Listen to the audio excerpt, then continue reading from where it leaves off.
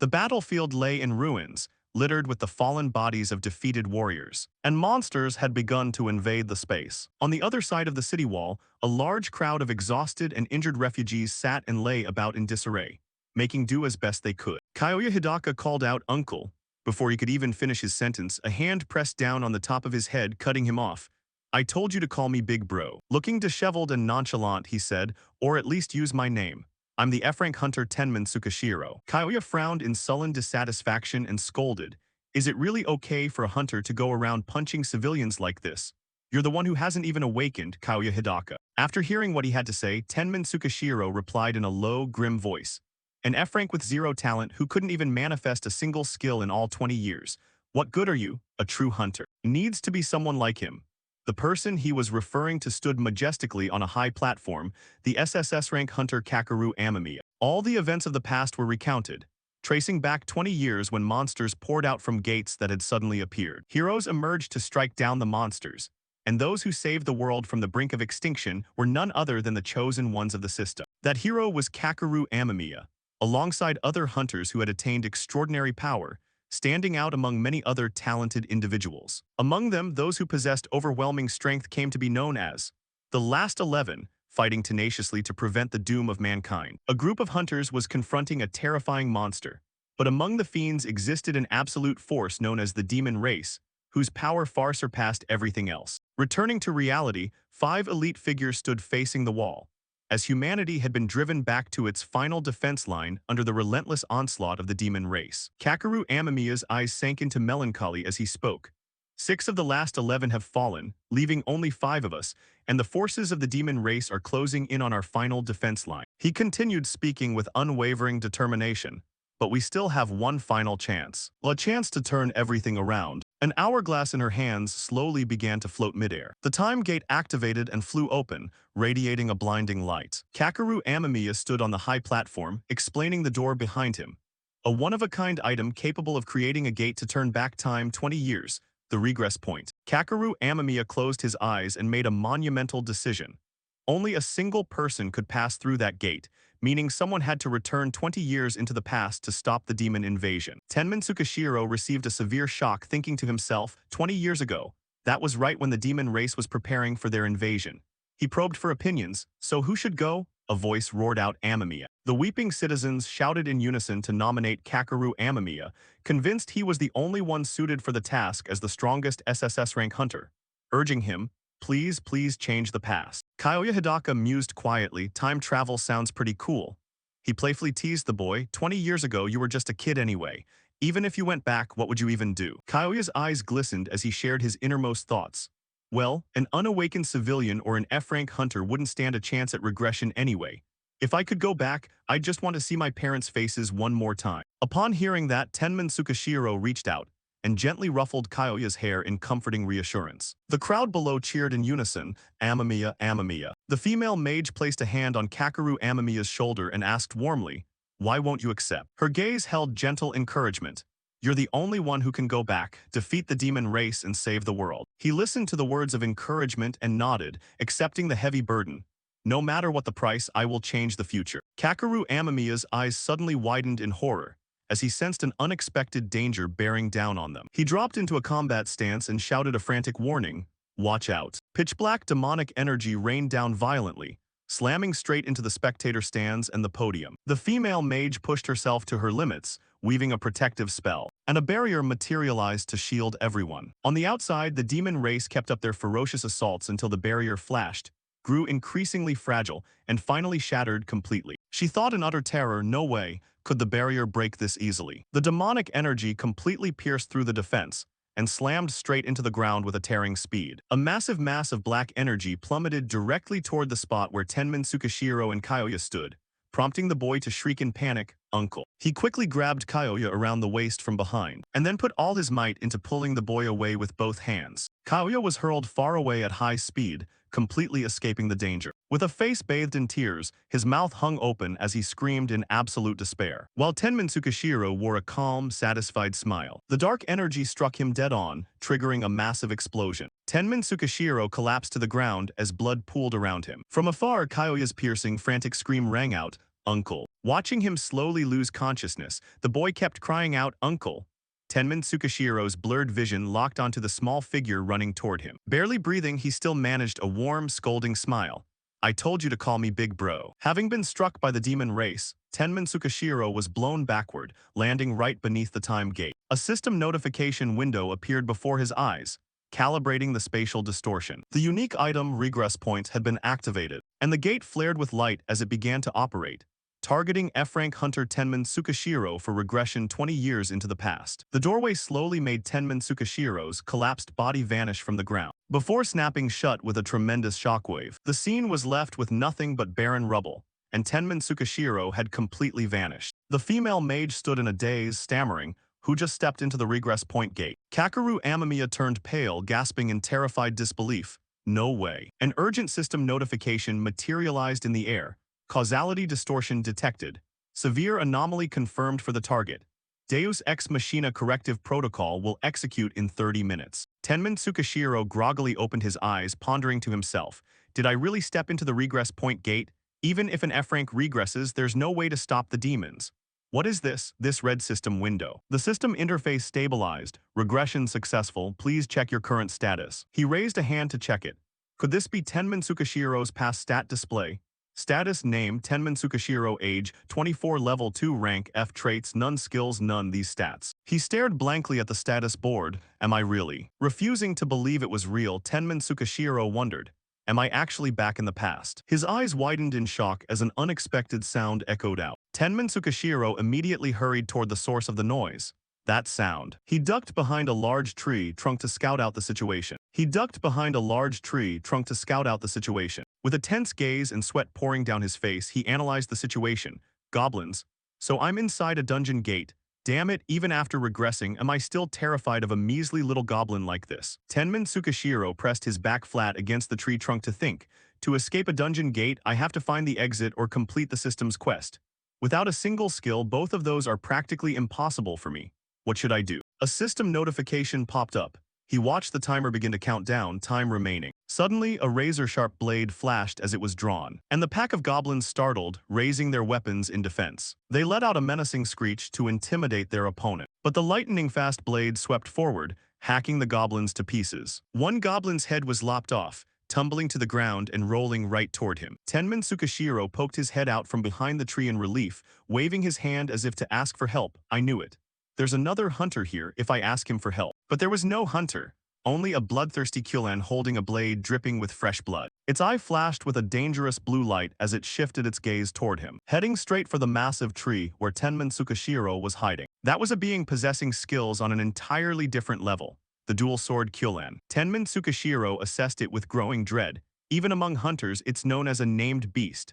As despair crept over him, why is a creature that has slaughtered countless hunters here of all places? Suddenly a cry for help cut through his thoughts. Help me. A young hunter was running frantically through the woods, screaming in terror as something indiscriminately slaughtered both monsters and hunters alike. Kyulan stood right in front of him, exuding an asphyxiating pressure. Driven into a corner, the youth uttered in a daze, "What?" Kyulan's hideous face twisted into a sinister grin.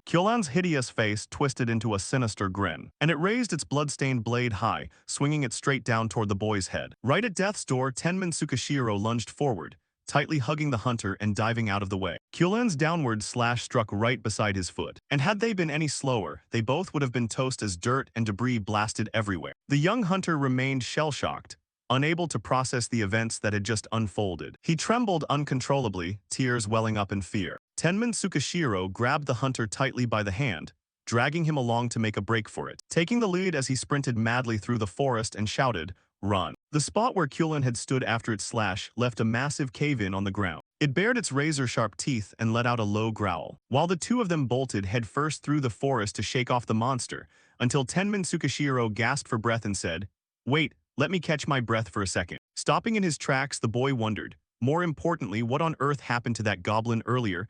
I've never seen anything like that. He mentally scolded himself, this pathetic stamina. Even after regressing, an F-rank hunter is still just an F-rank hunter. Suddenly, Tenman Tsukashiro's eyes bulged as he raised his head to look at the emblem on the boy's shoulder. He quickly recognized the emblem, the Night Crow Guild. Tenman Tsukashiro looked up and asked, "Is that emblem from the Night Crow Guild?" The hunter answered honestly, yeah, our guild was supposed to seal off this gate. By the way, what are you doing here? Cold sweat streamed down his face as he pieced the events together. No way. This is the exact location of the Night Crow Guild incident. Tenmin Tsukishiro recalled the tragedy of the past.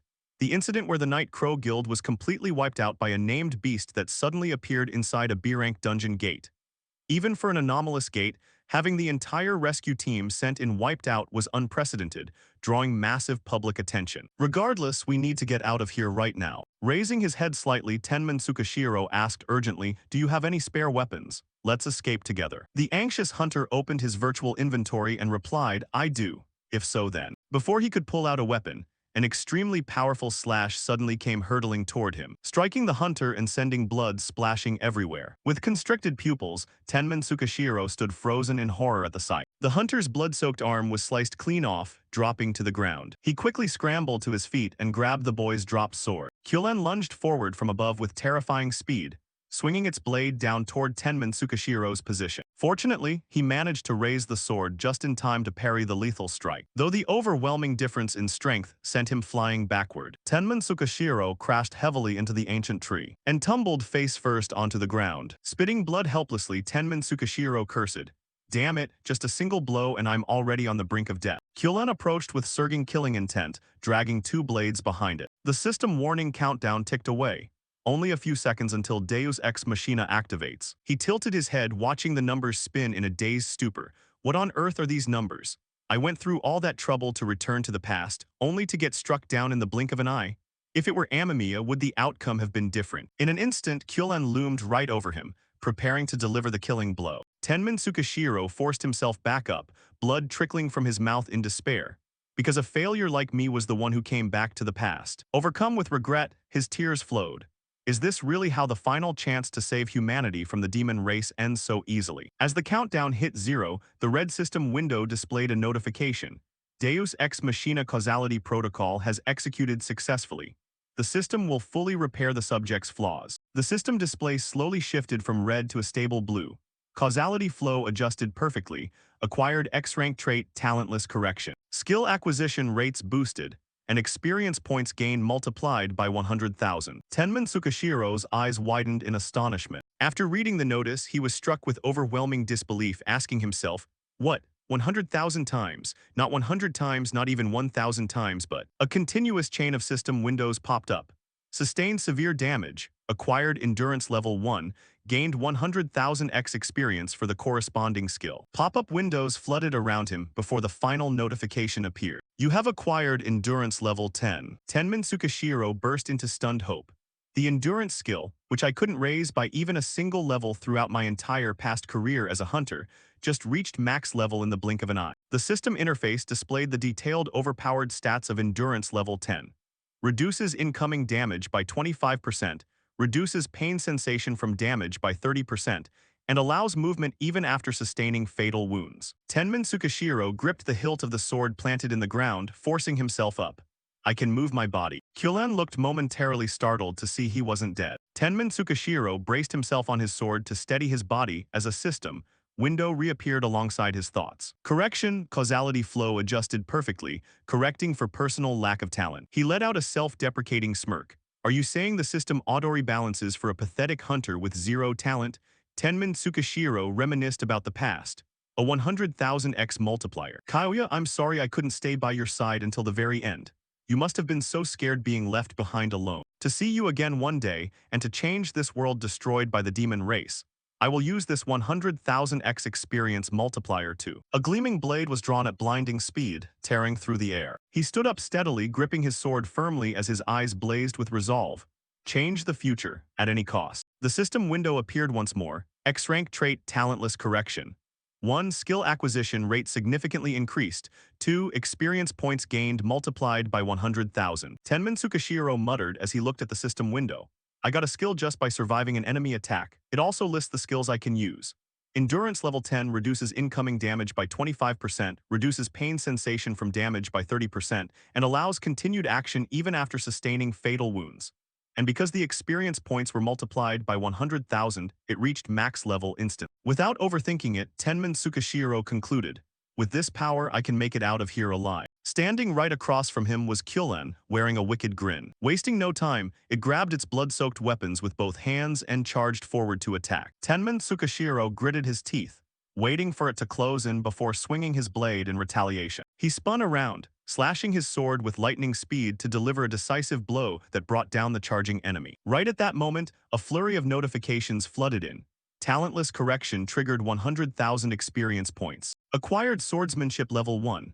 Tenman Tsukashiro's eyes widened in utter shock. Acquired swordsmanship level 10 and feeling further empowered. Tenman Tsukashiro pressed the offensive against Kyolen with even greater vigor, his swordplay growing sharper. The monster staggered backward, reeling unsteadily for dozens of steps. Finding that he couldn't easily defeat him, Chulin started grinding his teeth in displeasure. Right then, the system screen didn't stop there as the swordsmanship skill reached its maximum level. Tenman Tsukashiro let out a gasp of surprise, wondering if his swordsmanship skill had really maxed out already. His gaze seemed unable to believe the information right before his eyes, thinking that normally, skills were either innate or earned through blood, sweat, and tears.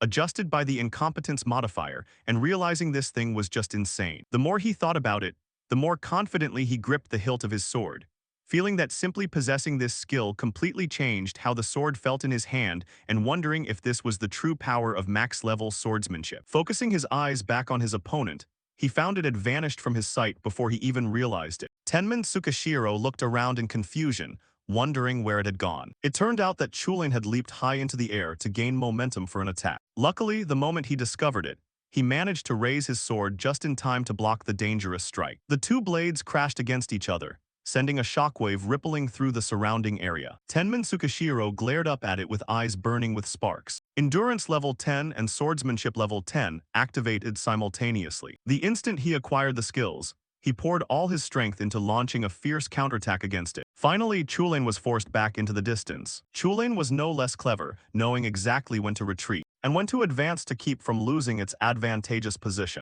This posed yet another difficulty for him since the gap in power between them was far too overwhelming, and mere defense wasn't enough, leaving him to wonder what he could do to close the distance. Full of vigor once more, it swung its blade to take the initiative and attack. Tenman Tsukashiro gritted his teeth, forced into a dilemma where he could only parry without being able to push forward. He started calculating alternative options, realizing that at this rate it would never end, and telling himself he had to read its next move, urging himself to focus. The system quickly popped up a notification showing he had acquired the Perception Skill Level 1, followed by acquiring Perception Level 3, until the Perception skill finally reached its maximum level. Right at that moment, a strange, ethereal glow began to manifest around his field of vision. As Tenman Tsukashiro was swinging his sword, he suddenly froze for a few seconds, staring ahead with suspicious, disbelieving eyes as he thought about what was happening and how his vision had suddenly changed, allowing him to see the trajectory of everything around him. A confident, faint smile crossed Tenman Tsukashiro's face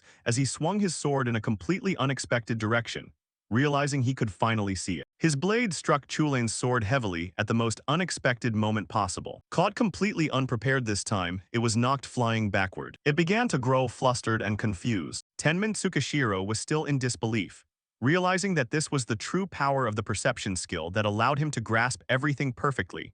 The tree behind him, the positions of the surrounding foliage, and even the movement of the leaves swaying in the wind. Perception truly was a supreme skill, making him wonder if this was the kind of world high-ranking hunters saw. Sensing something unusual about him, Chulin reached directly for the two blades sheathed behind its back, its eyes visibly beginning to glow brightly. As it resolved itself and leaped forward to attack, Chulin yanked its swords fiercely from their scabbards, dropping into a ready combat stance, and plunging from above with twin blades that slashed through the air like tearing wind to deliver a powerful blow. Tenman Tsukashiro gritted his teeth and swung his sword with careful calculation. But Chulin's two blades moved like flexible waves, clinging tightly onto his weapon. He stood frozen in place, wondering if those were just afterimages from its blade strokes. Tenman Tsukashiro's jaw dropped as he realized he couldn't block all of them. In that exact fraction of a second, he had no choice but to retreat to save his life, taking just one step back, when the system screen popped up right in the nick of time to rescue him with the acquisition of Footwork Level 1, followed by acquiring Footwork Level 9,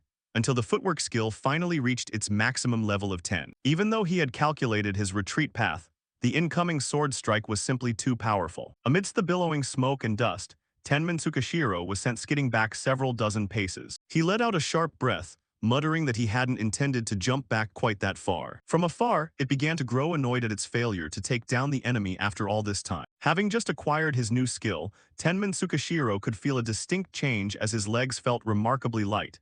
And right at that moment, swordsmanship level 10 and footwork level 10 activated at the same time, making him whisper to himself that he could pull this off. Taken completely by surprise and failing to react in time, Chulain suffered a wound across one side of its face. Even after he finished executing his flawless sword arc, it still stood frozen in place, stunned. It shot him a harsh, annoyed glance. Tenman Tsukashiro lifted his chin with a mocking smile, asking how that felt. He had successfully taken the first step toward riling Chulain up. The monster's rising anger plunged the entire edge of the forest into a thick shroud of dust and smoke. The two sides charged at one another, trading blows evenly as they fought back and forth. It let out a loud roar, baring its bizarre fangs and claws. The battle grew increasingly deafening, making the earth itself tremble under the sheer force of their clashing energy. The two of them created an earth-shattering shockwave deep within the mountain forest. Standing over on this side before the magical gate was a young woman. Yuna let out a weary sigh, tapping her phone until the screen was covered in scratches as she muttered about which idiot managed to get trapped in an F-rank gate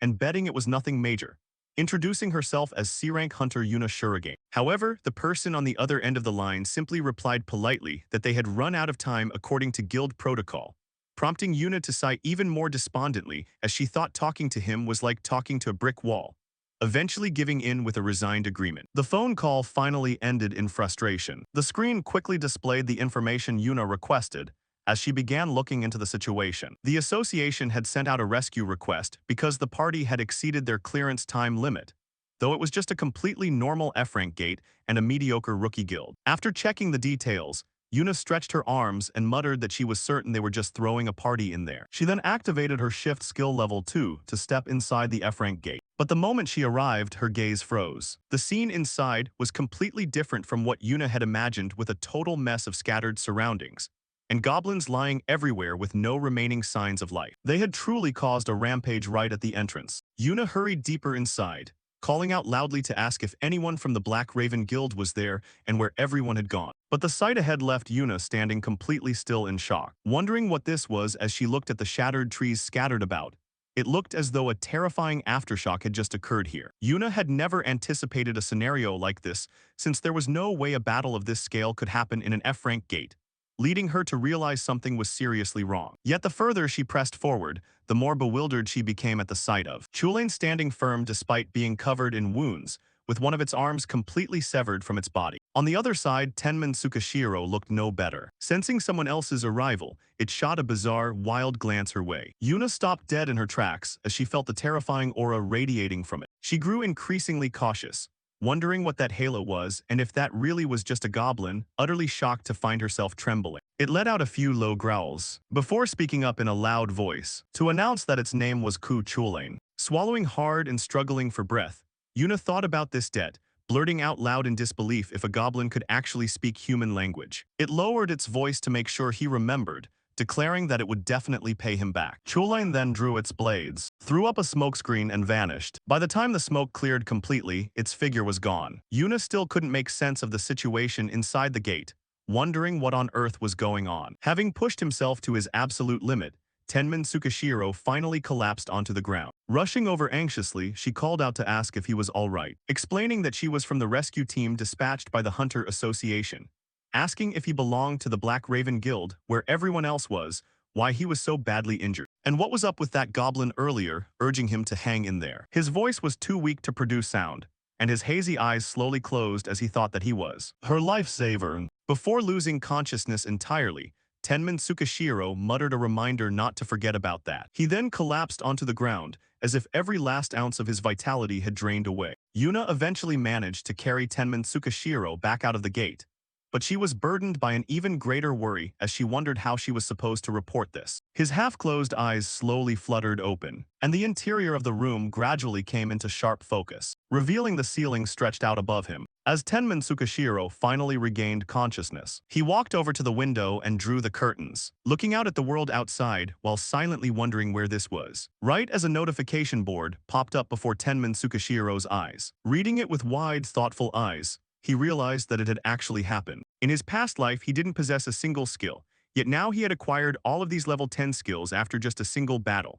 Looking at his skill list consisting of swordsmanship level 10, strength level 10, perception level 10, footwork level 10, martial arts level 10, agility level 10, and 2 other skills. Realizing that that battle hadn't been a dream as he continued reading the rest of the information panel detailing his status including his name, age 24, level 2, F rank, trait as incompetent and E rank adjustment. Incompetence adjustment. Realizing that this trait was the sole reason he was able to stand on equal footing against a named monster like Ku Chulain. The notification board now displayed a set of instructions and a description of his trait nomming it the Incompetence Adjustment, E rank, with an effect increasing acquired experience by 10,000,000% and a locked special effect. Tenman Tsukishiro read it over and silently evaluated it, nodding that the special effect was still locked as he reread the trait description with its name, rank, experience boost, and locked special effect. He paid special attention to the 100,000-fold increase over normal experience, figuring it was a balancing update granted to him because he completely lacked any talent. He wondered if the system would have granted the incompetence adjustment trait to Kakeru Amamiya if he had been the one to regress. Concluding it wouldn't have since someone who achieved overwhelming strength the moment he awakened wouldn't have any use for it. Tenman Tsukishiro then let out a sigh and reminded himself to stop overthinking it, telling himself that since he was the one who had traveled back to the past,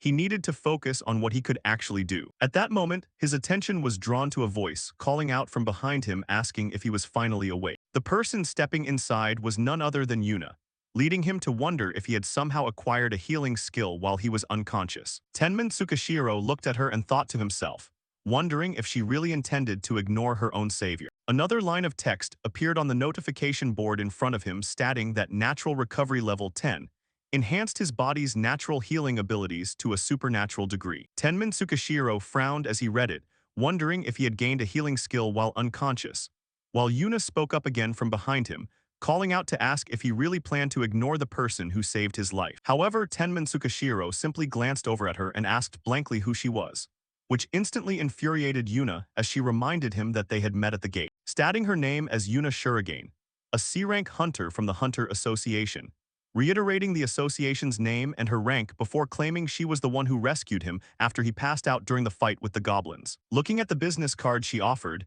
Tenman Tsukishiro finally remembered everything, recalling that Ku Chulain had fled the moment this woman appeared. In the original timeline, this hunter investigation team was supposed to have been brutally massacred. For that reason, he replied that he was pretty sure he was the one who saved her life, to which Yuna didn't even argue and readily agreed to a certain extent, mentioning that a surviving member of the Black Raven Guild who had been hiding had testified to him about just how insanely powerful that dual-wielding Ku Chulain was. Hearing that, a smile appeared on Tenman Tsukishiro's face, realizing that someone else had actually survived after all. However, Yuna added that that was precisely the problem, explaining that the association had decided not to officially recognize him as the one who defeated that goblin given what his rank was like. Tenman Tsukishiro brushed past her as he replied that that was precisely the problem. Yuna hurried after him to explain what was going to happen regarding the association's decision not to officially recognize him as the goblin's conqueror. While Tenman Tsukishiro cast a backward glance,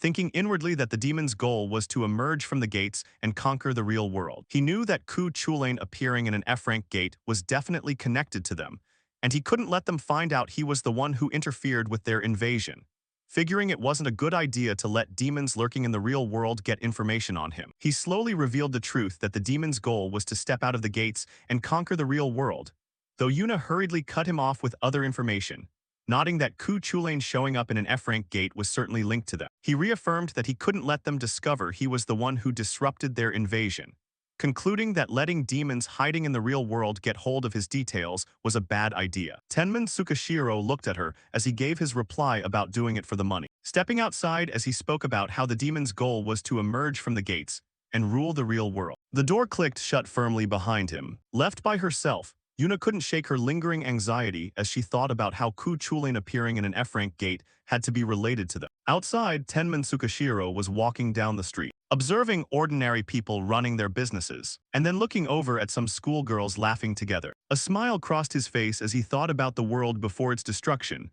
an era full of vitality. Walking a bit further, Tenman Tsukishiro arrived at his destination. He stood in front of his apartment door and punched in the passcode. Tenman Tsukishiro then stepped slowly inside. He looked around the house before remarking that he was finally home and nodding that nothing had changed. Following that, Tenman Tsukishiro flopped back onto the couch with a deep sense of relief. Though his face remained filled with contemplation, Tenman Tsukishiro raised a hand into the air as he wondered what he should do to change humanity's doom-laden fate. Normally, the association's heroes would probably be taking action to uncover the truth behind the Black Raven Guild incident. Right if he went there. Wait, was he being an idiot since the incident was already resolved and treated as if it never happened? He then opened up his notification board once more to look at it. Tenman Tsukishiro kept thinking, realizing that ever since the moment this trait was granted, named the Incompetence Adjustment, rank E, with an effect increasing acquired experience. The past had truly changed, and he was the only one capable of doing this. A firm resolve welled up inside him, determined to become stronger than anyone else and stop the incidents that accelerated the world's destruction. Having been a loyal reader of Hunter Monthly magazine, he knew most of the major events, but he couldn't remember all the minor details clearly, making him curse under his breath. To his surprise, the very next second, Tenman Tsukishiro's eyes widened as he remembered something. Thinking back to the past, he realized that when his perception skill activated, his entire perspective of the world changed completely. He wondered what would happen if he could also enhance his memory. Tenman Tsukishiro pulled out a book titled Advanced Quantum Mechanics for Experts. He began his study session using that book, thinking it might be a bit too simple, but figuring that if he applied his brain and read it, he might acquire a memory-related skill. His eyes scanned across the lines of text. But before long, Tenman Tsukishiro chose to give up, admitting he couldn't understand a single word. Wondering what on earth he was even doing, he decided to forget about it. To his surprise, the system suddenly popped up a notification detecting high-level intellectual activity. The very next second, a flurry of upgrade text lines appeared around Tenman Tsukishiro, culminating in a single final line announcing that the intellect skill had reached maximum level, making Tenman Tsukishiro smile as he looked at the text and realized it had actually worked. He began operating the notification board. The text written on it indicated that magic proficiency increased by 25%, total magical power increased by 10%, and mana increased by 10%, prompting Tenman Tsukishiro to read it and comment that it wasn't as drastic of a change as the perception skill. Wait, what if he used both intellect and perception at the same time to recall the past? Sparks of light instantly began to manifest around him, and Tenman Tsukishiro was pulled into a different spatial dimension. The notification board provided instructions indicating that it was accessing subconscious memories and activating perception level 10, alongside intellect level 10. Tenman Tsukishiro closed his eyes once more, calling up various memories in his heart and telling himself to remember everything he had built in that fatting world. Everything manifested like a reel of tape, and those cinematic footage reels quickly surrounded Tenman Tsukishiro. As the skill triggered, accompanied by a series of notifications, stating that the memory retrieval skill had reached maximum level, granting him the ability to perfectly reproduce memories buried deep within his subconscious. Only then did Tenman Tsukishiro open his eyes. He was still inside the library. A smile touched Tenman Tsukishiro's lips now that he had achieved his goal, thinking that that was precisely what he wanted to remember. Afterward, at a coffee shop, close to 3:00 p.m., Tenman Tsukishiro offered a faint, relieved smile, thinking that his bank account password had finally been unlocked, and realizing that being dead broke was the only thing that hadn't changed since before his regression. The cashier announced mechanically that the customer's beverage was ready. Tenman Tsukishiro walked and drank his coffee. He sat down in a spot away from everyone else and remarked that he felt like he was living again. Everything would start from here, and he would hunt down and wipe out the demons hiding in the city before they grew stronger. His very first target should be the growing demons, specifically the first one to reveal itself to humanity. As his thoughts wandered, his phone suddenly rang. Tenman Tsukishiro picked it up with a puzzled look, wondering who Hiroki Gondo was. Ultimately, he chose to answer the call with a simple greeting, but the person on the other end rushed straight into the conversation, telling him they were about to harvest some magic items and telling him to get over to Seiko Shikioji City right away, triggering the system to automatically activate memory retrieval level 10 as soon as the words left the caller's mouth. By that point, Tenman Tsukishiro had remembered the caller's identity as a team leader from a temporary dispatch agency, recalling how he used to scrape by as an F-rank hunter taking substitute shifts for guilds lacking manpower during gate-clearing operations, while the urgent voice from the other end barked at him not to just stand there and to hurry up and go. Tenman Tsukishiro replied calmly that he couldn't go, delivering a refusal that caught the other person completely off guard, prompting a shocked exclamation. The reason he gave sounded rather absurd when he stated he didn't have enough money for a taxi. Silence hung over the other end of the line after those words. Tenman Tsukashiro proceeded to hail a taxi. Sitting in the car, he muttered in confusion about the abrupt hang-up, figuring the old man would end up paying for his ride anyway. He then checked his own notification board and remarked with satisfaction that it was good. The car sped down the road before coming to a stop. Arriving at his destination, Tenman Tsukashiro stepped out of the vehicle at a leisurely pace. His target was the large, crowded group of people gathered up ahead. A hypothesis formed in his mind right then that it looked like he was going to have plenty of opportunities to test things out. Kuki greeted Tenman Tsukashiro with a nag. "You're way too late. Let's get moving already. If we mess up the raid timing, are you going to take responsibility?" He was the guild master of the Kusei Guild and D-rank hunter, Kuki Kazawa. However, his gaze was intensely cold, which couldn't help but make Kuki feel annoyed. "What, you wanna go?" The system chimed with a rapid succession of notifications. "You have acquired the intimidation skill by threatening an opponent, along with a detailed explanation of the skill. Intimidation threatens the target and reduces all target stats by 9%, effective only against targets of equal or lower rank than the user." After reading it over, Tenman Tsukashiro remarked with deep satisfaction, "Talk about an unexpected bonus." He walked closer to Kuki and proposed, "Could you lend me some usable gear?" Turning to his teammate, the guild master instructed, "Just hand him whatever." The subordinate quickly agreed, "You got it, boss." Kuki turned toward the gate and signaled, "Follow me." The rest of the team murmured noisily amongst themselves, "The boss is stressing out, huh? Am I right?" Once inside, they began tearing through the monsters. The path quickly opened up and cleared out. At that moment, the white-haired guy demanded, "Hey, clean up this area fast." Another member moved into action immediately, "Right away, sir." Over on the other side, someone was stabbing a goblin, while the guy in blue was struggling immensely. Tenman Tsukashiro suddenly materialized from behind with a question, "Got any spare daggers?" The other guy quickly handed over what he needed. "Here." Tenman Tsukashiro handled the job in place of the other man, and even pulled it off with unbelievable ease. This left the other person completely dumbfounded. The system notifications flashed once more, "Acquired the butchering skill." Finally, Tenman Tsukashiro scooped up the magic crystals while the system gave a brief update. "Acquired butchering level 10. The young guy in blue was left completely shell-shocked, whereas Tenman Tsukashiro merely smiled and gave a signal, "Let's move." They brought down countless monsters. When they stopped to take a break, a few members started chatting among themselves. "Things are going unexpectedly smooth today, huh? Must be because everyone's in top form." The white-haired guy signaled again, "Let's keep moving." "What, shouldn't you just focus on collecting?" But looking closer, Tenman Tsukashiro and the logistics guy had processed the monster corpses with extreme thoroughness. A few lines of notifications popped up. Demonic wolf hide preserved in pristine condition. Looking further down, they spotted several other items. High-quality wolf fangs. The group was momentarily taken aback before someone called out, "Let's keep moving." Tenman Tsukashiro walked alongside the logistics kid, making small talk. "I think the reason clearing this dungeon went so smoothly today is because I used to waste way too much time." The kid smiled and voiced his curiosity. "How on earth did you get so fast and precise, Tenman Tsukashiro?" To their surprise, an elite goblin stood right before them, and it was even brandishing a weapon. Tenman Tsukashiro observed it and quickly realized. So one of them managed to get away. Meanwhile, the person next to him marveled at the tattoo on its shoulder. "That guy's definitely a captain." Tenman Tsukashiro drew his weapon. A smile plastered across his face.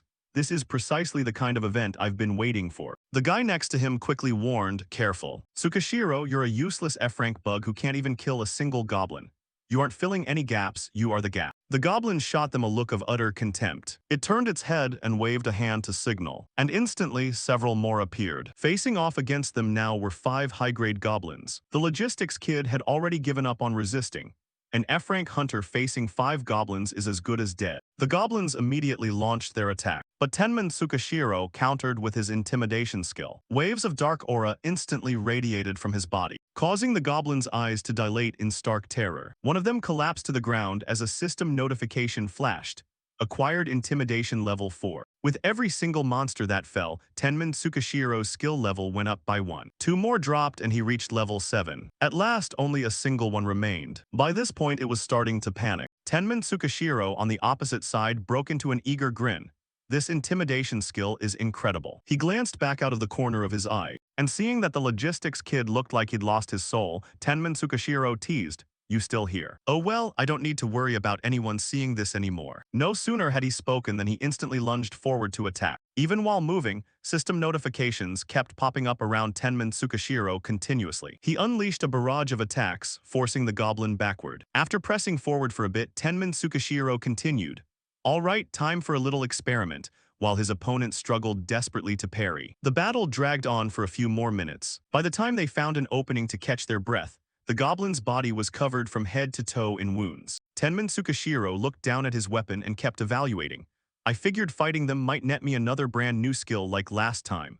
But it seems anything beyond basic skills still requires actual effort. Talentless correction makes learning basic skills a breeze, but it doesn't change the fact that I have zero natural talent. Realizing this left him slightly displeased. Tenman Tsukashiro decisively delivered a slash, taking the goblin's life. Its body slumped to the ground instantly. Right at that moment, a notification appeared. The trait's effect has triggered. Experience points gained multiplied by 100,000, followed by another accompanying notification. Reached level 20. Tenman Tsukashiro started pondering internally. Come to think of it, I never actually beat Kyulin, so I shouldn't have gotten any experience at all. But I never expected it to skyrocket straight to level 20 and lock my level like this. Here's the short explanation. Once your level is locked, you cannot level up until you complete your awakening quest. During that time, you will earn accumulation points instead of experience points. Each hunter's awakening quest is different, and they appear every 20 levels until you promote to the next rank. Both your level and experience will be capped at the maximum. In short, until you complete your awakening quest, you receive accumulation points instead of experience points. His finger tapped against the status window. The points you receive in place of experience can be used to purchase items from the system shop. But shortly after, Tenman Tsukashiro was forced to pull his hand back. He kept mulling over other matters. When is my awakening quest going to show up? I guess I just have to wait for now.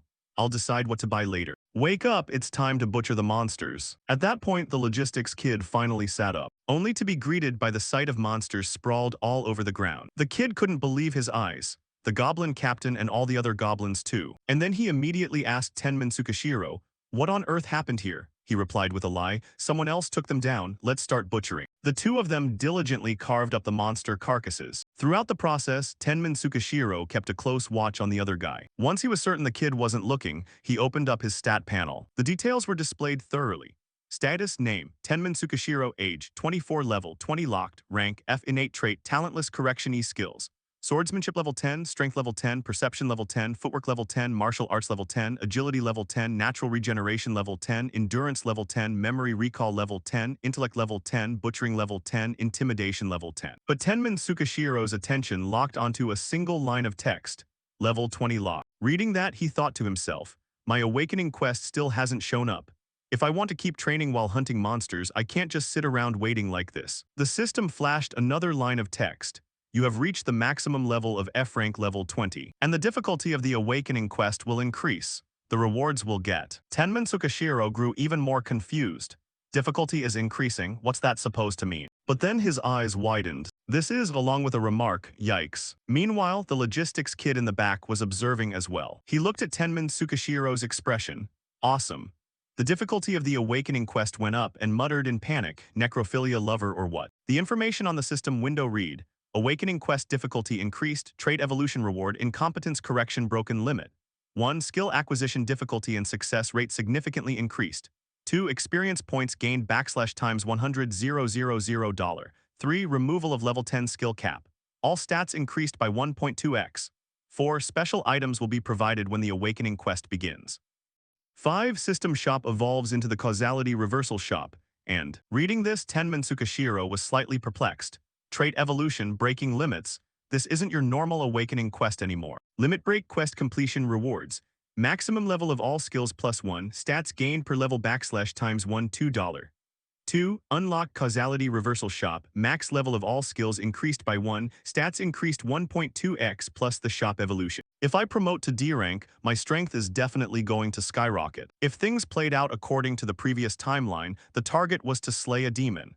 Within the next 3 days, he had to eliminate a demon that would emerge from a specific gate. The terrifying memories of his past life rushed back. The one who would later become a Legion commander and trample humanity, the Growth Demon. A Legion commander, an entity leading the demon army. Next, Tenman Tsukashiro's attention rested on the side notification box. What on earth is this small blue window? The logistics kid asked curiously. Tenman Tsukashiro, aren't you heading back? Tenman Tsukashiro answered in four flat words. I'm heading out now. But he remained glued to reading the notification before him. Due to the effect of incompetence correction, items will be provided for the awakening quest. You have received a special rare weapon box. Tenman Tsukashiro muttered internally, a rare weapon. His hand quickly selected the mysterious box, and a flash of light appeared instantly. In Tenman Tsukashiro's hand lay a weapon, accompanied by a notification. You have acquired the special sword Soul Hunter rare. After a while, their group finally made it outside. The logistics kid waved goodbye. Guild Master, I'm heading home for today. Kuki replied very politely, good work today. He smiled with satisfaction. Inside Tenman Tsukashiro's head he mused, Guild Master, I'm heading home for today. He checked the balance update displayed on his phone, good work today, and then raised his question to Kuki. I should have gotten my day's pay from the representative office, right? And wasn't that amount 35,000 yen? He smiled and explained, I already wired the office's cut separately, just consider the rest as a bonus for your hard work. The person next to him quickly chimed in, thanks to you, everything went smoothly today. This is just a small token of my appreciation. Afterward, they departed as well. See you later. Left all by himself, Tenman Tsukashiro quietly evaluated things. I thought this world was just a chaotic garbage dump, but once my stats went up, people actually started recognizing me. Pressing a hand against his stomach, he muttered, I completely forgot how starving I was. Since I just got paid, maybe I should go grab something to eat. The phone screen showed bank transaction alerts. 4,500 yen has been deposited into your account. From Hiroki Gondo, I deducted the taxi fare. Only 4,500 yen, that bastard. Night quickly fell over the city. Tenman Tsukashiro was holding a head of broccoli in his hand, wearing an expression of absolute contentment, the scent of fresh ingredients. Before the apocalypse, vegetables were something I didn't even dare dream of seeing. But when Tenman Tsukashiro looked elsewhere, he spotted a girl. Yuna looked somewhat surprised. Tenman Tsukashiro thought to himself, Shuriken from the Hunters Association. Did the association order her to tail me? Yuna snapped angrily. I'm just out grocery shopping.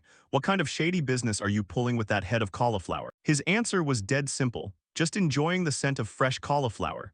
Hearing that, her expression went blank. Right, someone really does need keep an eye on this guy. Tenman Tsukashiro observed her and silently assessed. Come to think of it, she looks familiar. Along with that, he activated a skill, Memory Recall Level 10. Very quickly, he managed to piece it together. Tenman Tsukashiro spoke up immediately. Do you happen to have an older sister named Shuriken Yuki? Yuna was taken aback. How do you know about my sister? To describe this person, Tenman Tsukashiro could sum it up in a few short sentences. How could I not know? One of the last 11, the infinite archer Shuriken. She used to be humanity's hope, nicknamed the Goblin Slaughterer. I heard in the past life she lost her little sister to goblins. Never expected that person to be Shuriken Yuna. Since I saved her in this life during the Night Crow Guild incident, it seems she didn't end up becoming the Goblin Slaughterer. Meanwhile, Yuna pressed on impatiently.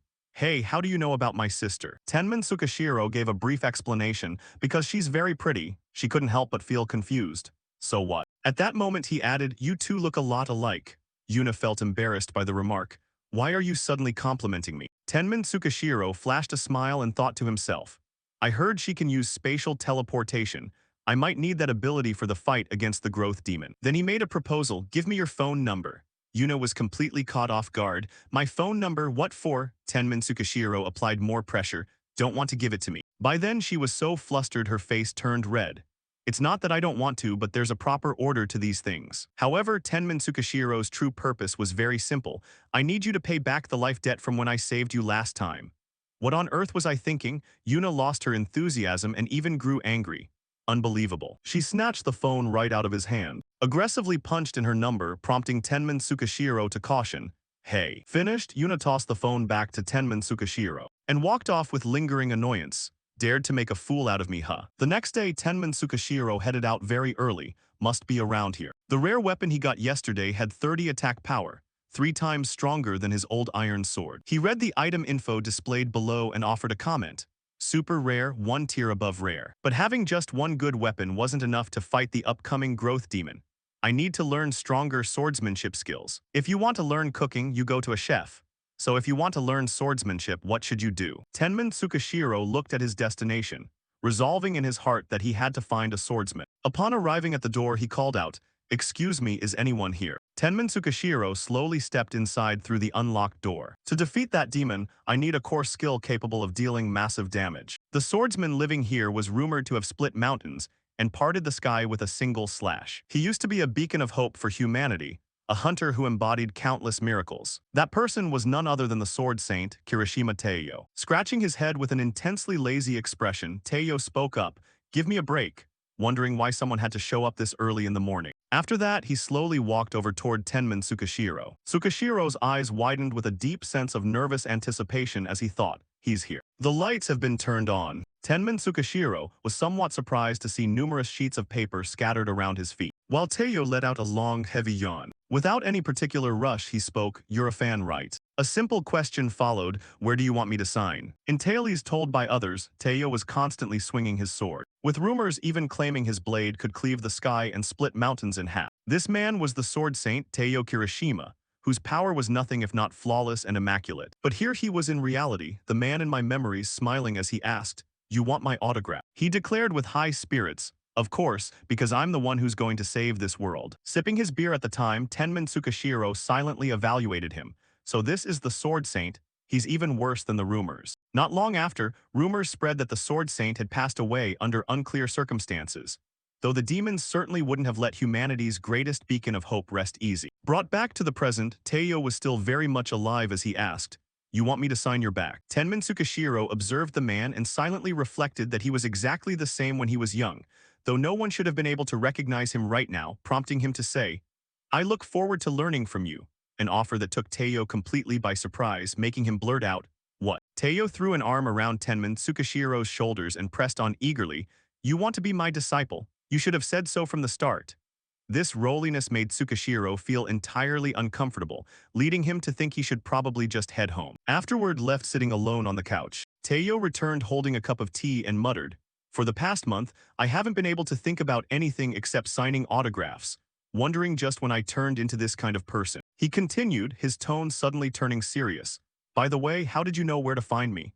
I only just registered as a hunter and haven't even taken on a single mission yet." He suddenly turned serious as he kept talking. The man's attitude threw Tenman Tsukishiro into a state of intense tension, though Teiyo quickly broke into a smile and excitedly asserted, "I bet you saw my technique during the aptitude measurement exam and fell in love with it at first sight, didn't you?" With that, Teiyo burst into laughter. Tenman Tsukishiro looked at him and replied, "Yes, exactly. I'm a hunter too, so I was hoping you could teach me one of your techniques, Mr. Kirishima." Hearing this, Teiyo finally understood.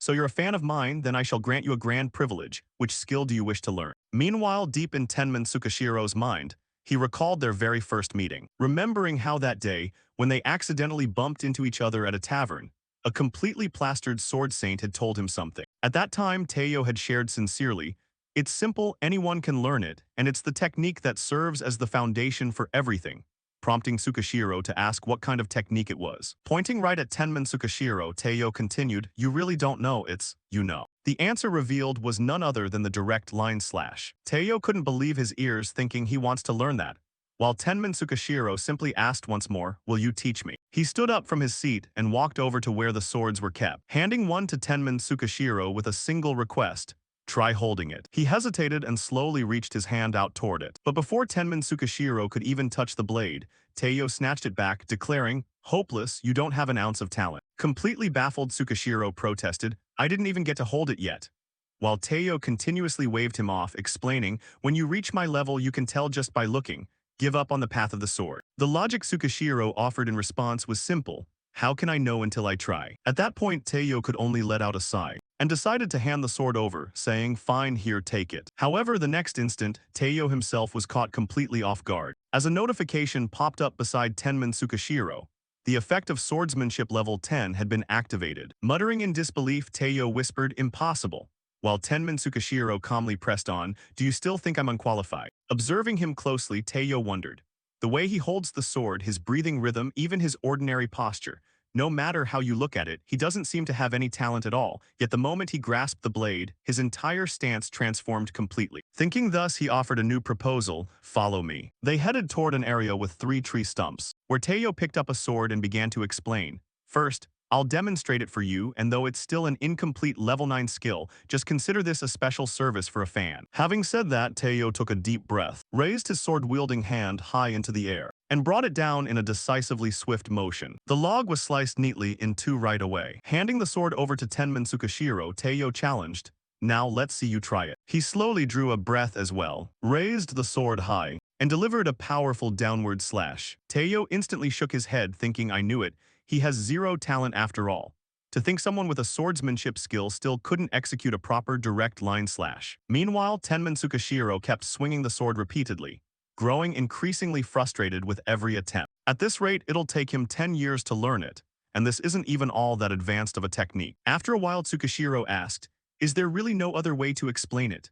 Prompting Teo to frown and think to himself, if he weren't my fan, I would have thrown him out a long time ago. When you raise the sword, make it connect with the sky. When you swing it down, imagine connecting the heavens and the earth, and focus entirely on making that path perfectly straight. Listening to all of it, Tenman Tsukashiro gave a simple reply, I understand. He then resumed swinging the sword. Watching him with growing dejection, Teo evaluated, it's truly hopeless, I think we should call it a day. To his utter shock, the very next sword stroke unleashed was far more flawless than before. Catching Teo's attention as he thought, that shouldn't be possible, that sound. Tsukashiro executed a single slash that produced a dazzling blue light, leaving Teo unable to believe his eyes as he thought, what am I looking at right now?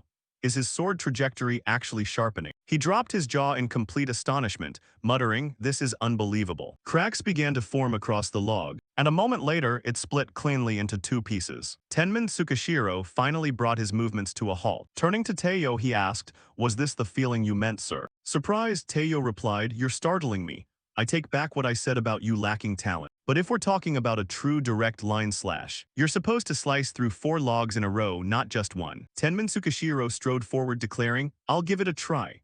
While Teo kept chattering away, no matter how much swordsmanship talent you have, that's impossible, just go ahead and try. Though he cut himself off abruptly a second later, because Tenman Tsukashiro had already positioned himself before all 4 logs, slowly raising the sword in his hand. With wide eyes and absolute disbelief, Teo muttered, no way. The slash was delivered with absolute decisiveness. All 4 logs simultaneously snapped in half. Accompanying the feat was a system notification. Acquired active skill direct line slash, rare, acquired level 10 skill, reached maximum level. Due to the incompetence adjustments boundary breaking effect, acquired experience points multiplied by 100,000. Acquired skill direct line slash level 10. Terrified by the sheer power of that sword strike, Teo tumbled backward onto the ground, unable to believe his eyes as he stammered, how on earth is such a thing possible? While Tenman Tsukashiro simply curved his lips into a smile. Evening was already falling by then. Elsewhere, a doorway opened up. Carrying 2 bags of groceries in her hands, Yuna stepped inside, set the items down and called out, I'm home, big sister. To which Shurigane quickly responded, I told you not to use spatial teleportation so casually. What are you going to do if you can't use it when you actually need it? Yuki Shurigane, SSS rank hunter from the Silver Wing Guild. Unfazed, Yuna playfully retorted, I know, prompting Shurigane to look at her curiously and ask, more importantly, what's wrong with you? Your face is completely flushed. Caught off guard, Yuna defensively avoided her gaze and snapped, what are you talking about?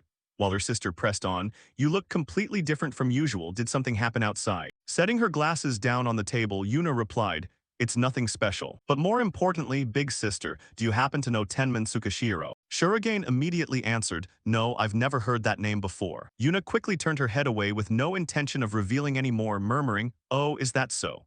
While her sister watched her with lingering curiosity, asking, did you eat something weird today? Once back in her room, Yuna immediately pulled out her phone, letting her imagination run wild as she thought, did he purposely mention my sister just so he could ask for my number? Tenman Tsukashiro, he's a bit eccentric, but honestly he doesn't look half bad. Shurigane suddenly appeared out of nowhere and spoke up, did you meet someone? Teasingly continuing as Yuna scrambled to hide beneath her blanket, she added, you're way too easy to read. Another question followed, so who is he? Blushing heavily, Yuna explained, just the guy who helped me the other day, leading Shurigane to press on and. Sitting up, Yuna clarified, it's really nothing major, he just asked for my phone number. Patting her head affectionately, Shurigane advised, I see, if things go well, introduce him to me sometime, to which Yuna obediently answered, okay. Shurigane then made an announcement.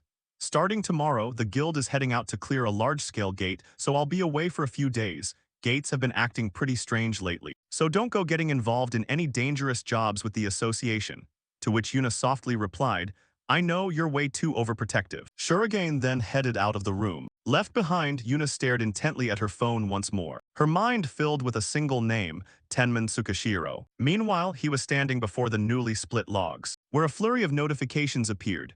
Learned active skill flash cut rare, acquired level 10 skill, reached maximum level. Tenman Tsukashiro let out a deeply satisfied breath thinking I did it.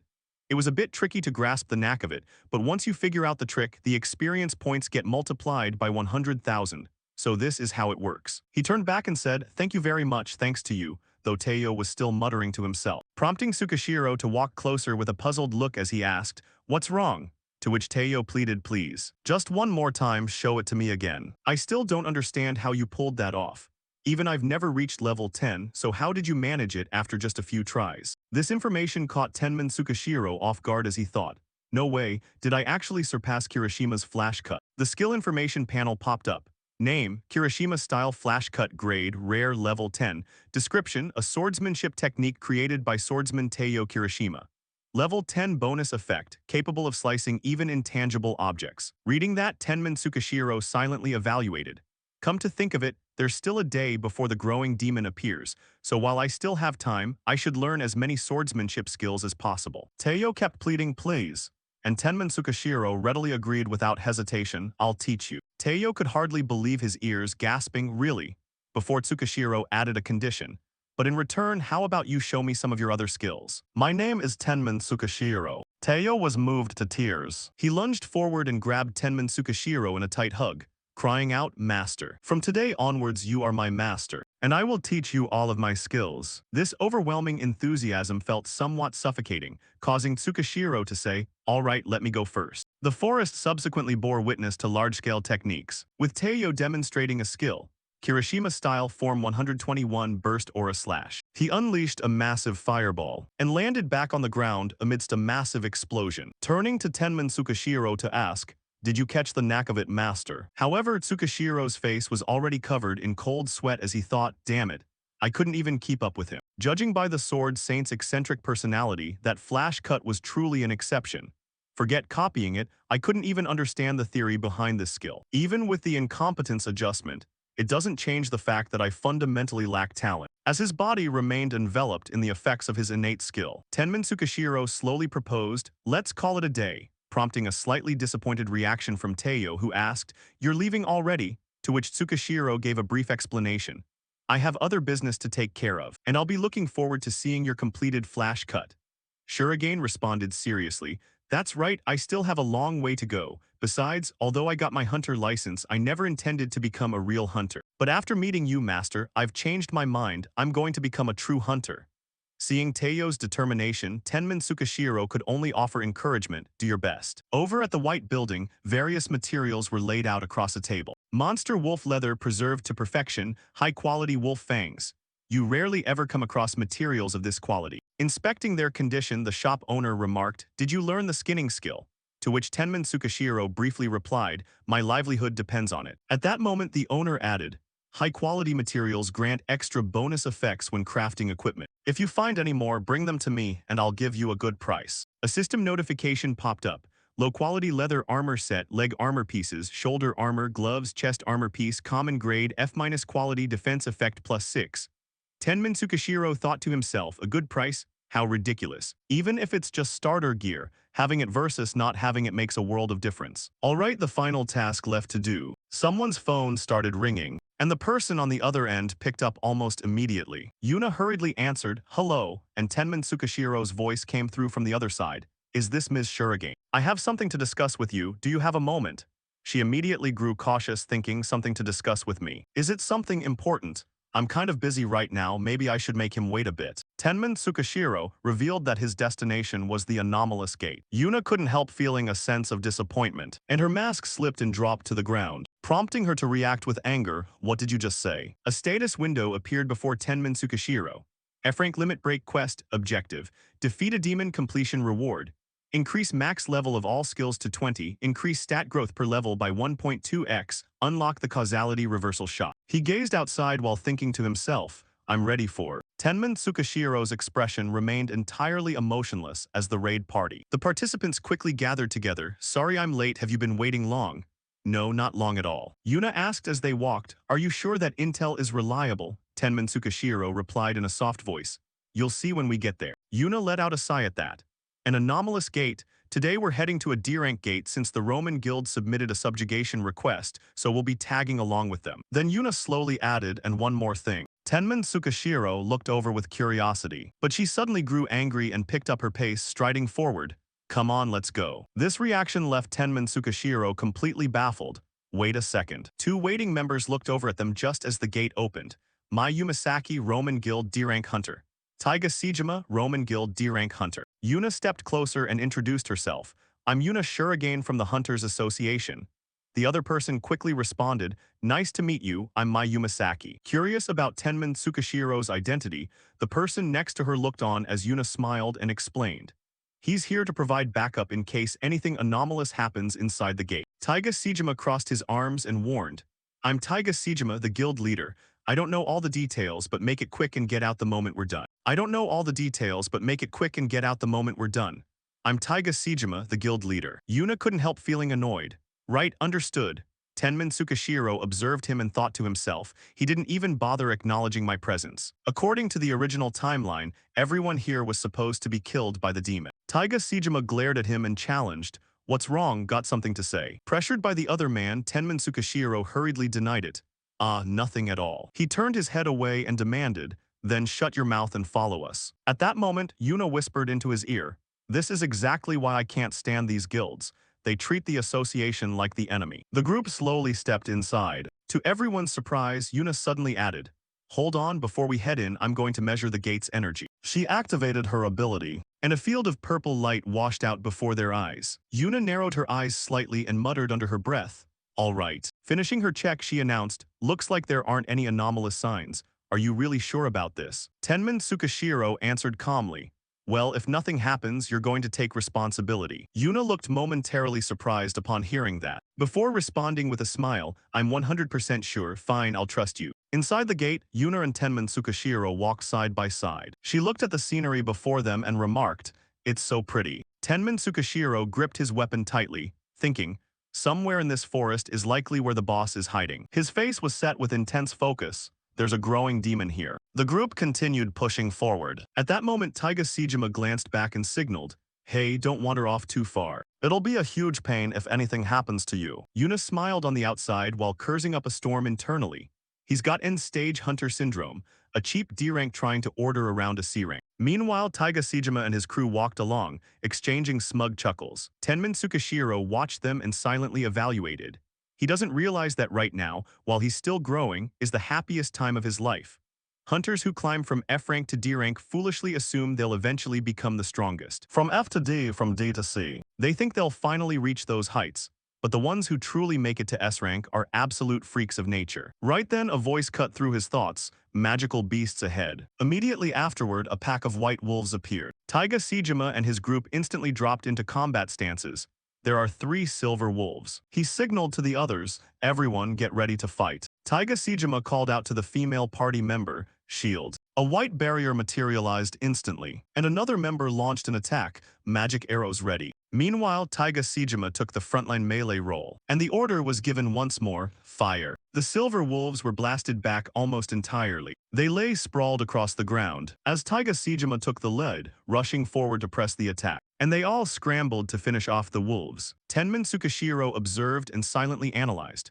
Not bad, if this were a normal gate, they'd have cleared it without any trouble. However, he also understood the one major problem. There's a growing daemon in this place. Taiga Sejima managed to land a hit on one of the silver wolves, but his face darkened as he cursed, damn it. Everyone fall back behind the shields. The beasts stood their ground even after taking direct hits to their vital spots. Taiga Sejima lunged into battle once again, while his teammates provided ranged fire from above. Eat this. This time the wolves refused to budge. This caught them completely off guard. What? My magic isn't working. Several beasts even began slamming against the barrier. And after a short while they broke through. Taiga Sejima instantly scrambled backward, while his teammates scattered in every direction. And a young woman tripped, letting out a piercing shriek. Taiga Sejima shouted loudly to regain control. Pull yourselves together, don't back down, keep fighting. Tenman Tsukashiro assessed the situation and deduced. The demonic aura radiating from the demon is spreading throughout the entire gate, and any monster that absorbs it evolves, growing exponentially stronger than before. That's one of the reasons demons are such terrifying creatures. At that moment, Yuna looked over at him and spoke up. They're way too strong for ordinary D-rank monsters, shouldn't we help them? Tenmin Tsukishiro answered with absolute candor. I don't know. I'm not sure we have the spare capacity to help anyone else right now. At the same time, he activated a skill. Perception level 10 had been triggered. Streaks of light suddenly flashed into view, followed by the shadowy outlines of the wolves, which charged forward with extreme ferocity. One beast leaped through the air with the intent to pounce on its prey. Tenman Tsukishiro slowly drew his sword. System notifications flashed as he unleashed his first slash. Level is locked. You will receive points instead of experience points. Tenman Tsukishiro thought with satisfaction. Its attacks are sharper than I expected. Just what you'd expect from a rare item like Soul Hunter. The other wolves swarmed in together, forcing Tenman Tsukishiro into a continuous sequence of counterattacks. But before he could act, several chains materialized from behind, locking tightly around the jaws of the wolves and forcing them down to the ground. Yuna used all her might to support him. Hurry up and finish them off. Tenman Tsukishiro didn't waste the opening she created. Got it. Aside from spatial teleportation, she even has binding skills. Yuki Shurigane's little sister, an SSS rank hunter indeed, she's no joke. He quickly unleashed a flurry of slashes, targeting the wolves directly, until their bodies were sliced into countless pieces. Yuna watched the spectacle and muttered an assessment. That's insane. The battle kicked up a thick cloud of smoke, accompanied by a fresh batch of system notifications. Soul Hunter is absorbing souls. Tenman Tsukishiro sheathed his weapon once he finished the job. Current soul density at 13%. Yuna glanced elsewhere and remarked, they're still struggling over there. The people she was referring to were Taiga Sejima and his team. Taiga Sejima shouted loudly at the top of his lungs. Hey, get over here and help us out. Tenman Tsukishiro retorted with utter disdain. Didn't I tell you guys not to touch my prey? Enraged by the comment, Taiga Sejima snapped. How can you say something like that right now? He was immediately sent flying by a wolf's blow. The situation was rapidly turning unfavorable for their group. Should we help them? Eventually, Tenman Tsukishiro and Yuna stepped in to assist the group. Take a breather before we move to the next sector. Next time if we hold our formation. A team member spoke up with a panicked expression. You're not seriously planning to keep going deeper like this, are you? The female party member chimed in. We can't go any further than this. Hearing that, Taiga Sejima grew extremely irritated. What's wrong with you? This is just a D-rank gate. If we fail this request, we won't be able to buy new gear or pay off our debts. Tenman Tsukishiro watched him and thought, this is typically what a hunter's daily life looks like. Repeating these raids like a game dulls their senses, until they forget the simple truth that gates and monsters are dangerous creatures from another world. Even Yuna tried to intervene and stop them. Going any deeper is way too dangerous. We're inside an anomalous gate. The monsters have already been massively enhanced. Right now we should turn back and request reinforcements from the association. To which she was met with a challenge. Got any proof this is an anomalous gate? Just because you're from the association, you think you run the show. We're the ones in charge here, so don't overstep your bounds. Yuna was left entirely speechless. He continued with an arrogant attitude. If you understand that then. However, one of Taiga Sejima's teammates widened her eyes in sheer terror, looking off to the side as she stammered, Sejima. Her voice grew increasingly shaky. Over there. Two glowing eyes emerged from the darkness, followed by a massive paw stepping out. This wolf was dozens of times larger than the previous ones. It let out a menacing roar, and the shockwave alone was enough to blow the group backward. What? Taiga Sejima turned pale with fright, staring at the silver wolf as he muttered. What on earth is that? Tenman Tsukishiro quickly recognized the beast. He observed his opponent and reached a conclusion. That's the boss of this gate. A system notification flashed as the Silver Wolf boss roared. You have fallen into a state of panic due to the Silver Wolf boss's roar. Panic impairs judgment and movement. Accompanied by splitting headaches, members of Taiga Sejima's team shrieked in fear. Help me, my head feels like it's going to explode. Tenman Tsukishiro called out loudly, Shurigane used spatial magic to get us out of here. Yuna replied, wait a second. Everyone gather around me, I can't hold this much longer. Right after that, another series of system notifications popped up. You have a CQUIRED Chinese letter mental level 1. You have acquired mental level 2. You have acquired mental level 3. Mental status anomaly resistance increased by 9. Tenman Tsukishiro quickly regained his composure. His mental fortitude slightly boosted. Taiga Sejima shouted out commands. We have to run, hurry. But before he could bolt, a hand grabbed his ankle, and the pale-haired female member cried out weakly, Sejima, help me. However, she was ruthlessly abandoned by Taiga Sejima without a second thought. He bolted away for dear life. Observing the enemy's movements, Tenman Tsukashiro thought to himself, if I run away here, I won't get any more help from escape magic. I have to stop them. He then triggered the effect of his intimidation skill level 7. A system notification popped up immediately. The surrounding targets have fallen into a state of intimidation. Taiga Sejima face-planted hard as he collapsed onto the ground. Right at that moment, Yuna signaled to the others, gather around quickly, we're escaping with spatial teleportation. The White Wolf was closing in on their group. From behind, Tenman Tsukashiro scooped up a white-haired girl and rushed toward Yuna Shurigane. The wolf let out a snarl as the magic formation activated. And finally, his foot touched the edge of the teleportation circle. They pulled off a desperately close escape. The whole group was transported to a location far away from the Silver Wolf. Only then did they feel a slight wave of relief with someone saying, we're saved. One of the members suggested urgently, we can't just sit here, we need to get out of this gate right now. While Yuna looked around anxiously, wondering something's wrong, shouldn't we have teleported straight to the gate's exit by now? But the explanation delivered was simple. The exit is closed. Tenman Tsukashiro continued to elaborate. This is an abnormal gate. The exit won't appear unless we take down the boss. However, Taiga Sejima raised his voice in a panic. Hey, wait a minute.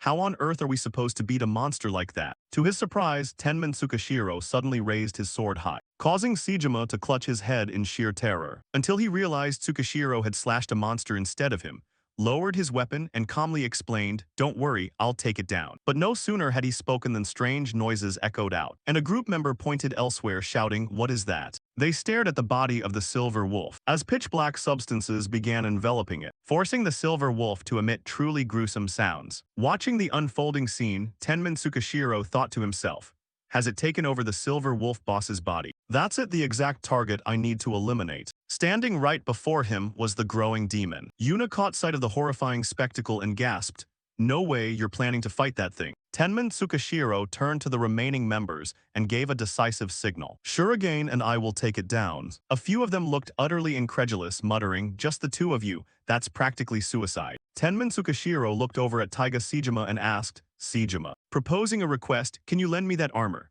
A functional full-body metal armor set, rare grade plus tier quality, granting plus 25 defense and a 5% reduction in damage taken from beast-type enemies. As they walked together, Yuna asked, so what on earth is that thing? To which Tsukashiro replied, just as I thought, after devouring the boss it mutated into this exact form.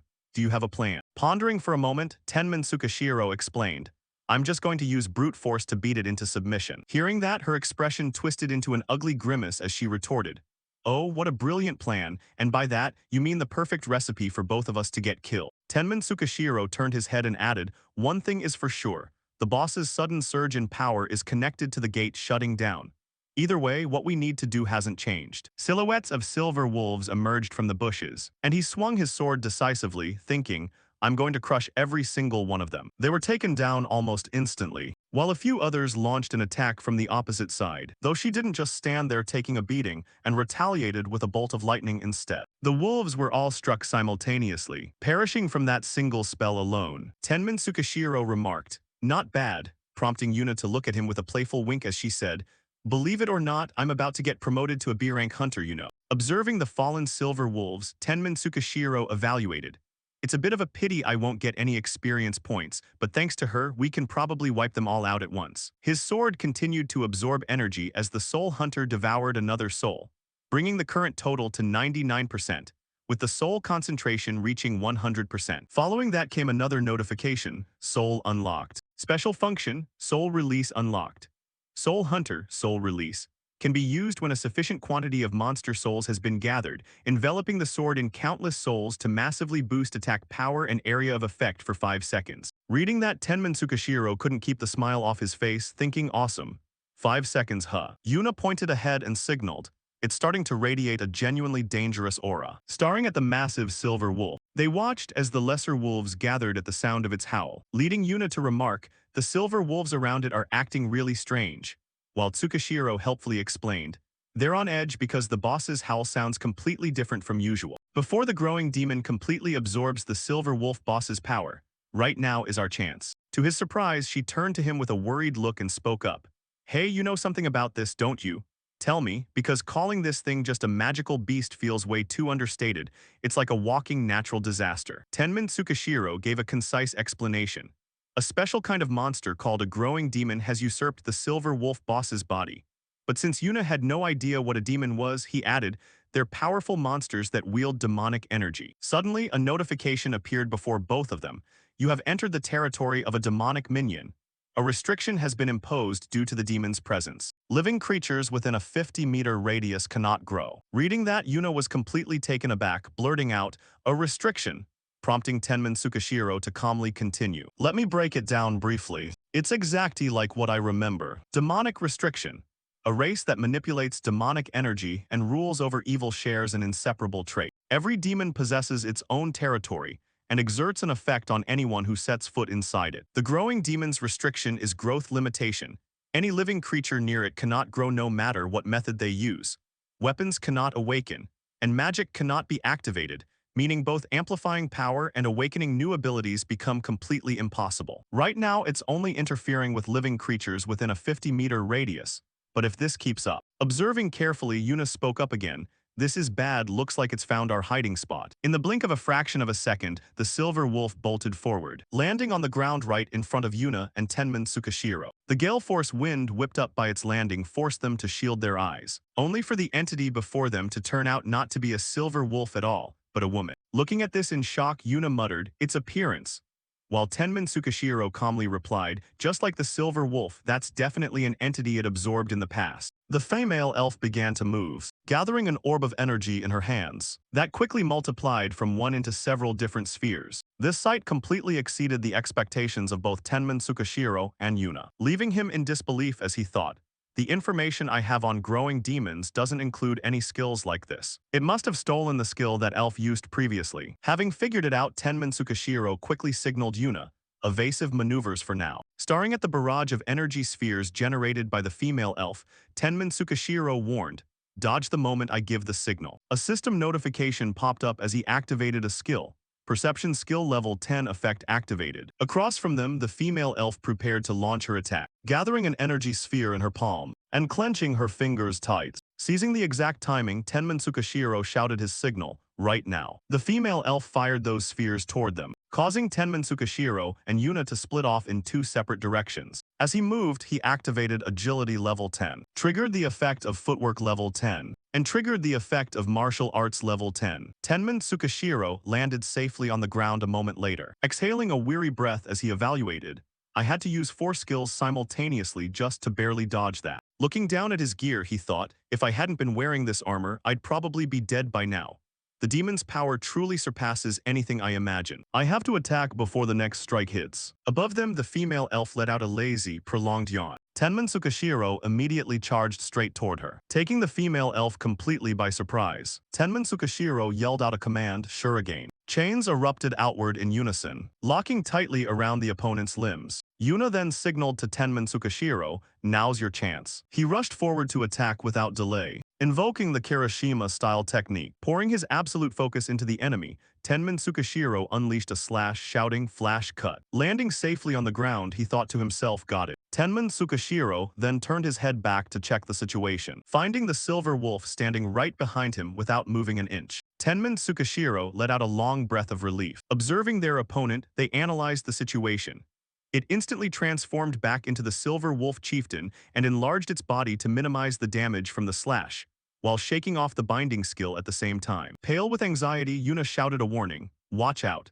The silver wolf is gathering an energy sphere inside its mouth. Seeing this, Tenmin Tsukishiro looked equally panicked. The silver wolf unleashed those power spheres, sending them flying straight toward Tenmin Tsukishiro and forcing him to scramble away in a mad dash. Running for his life, Tenmin Tsukishiro thought, that's an elf tribe skill.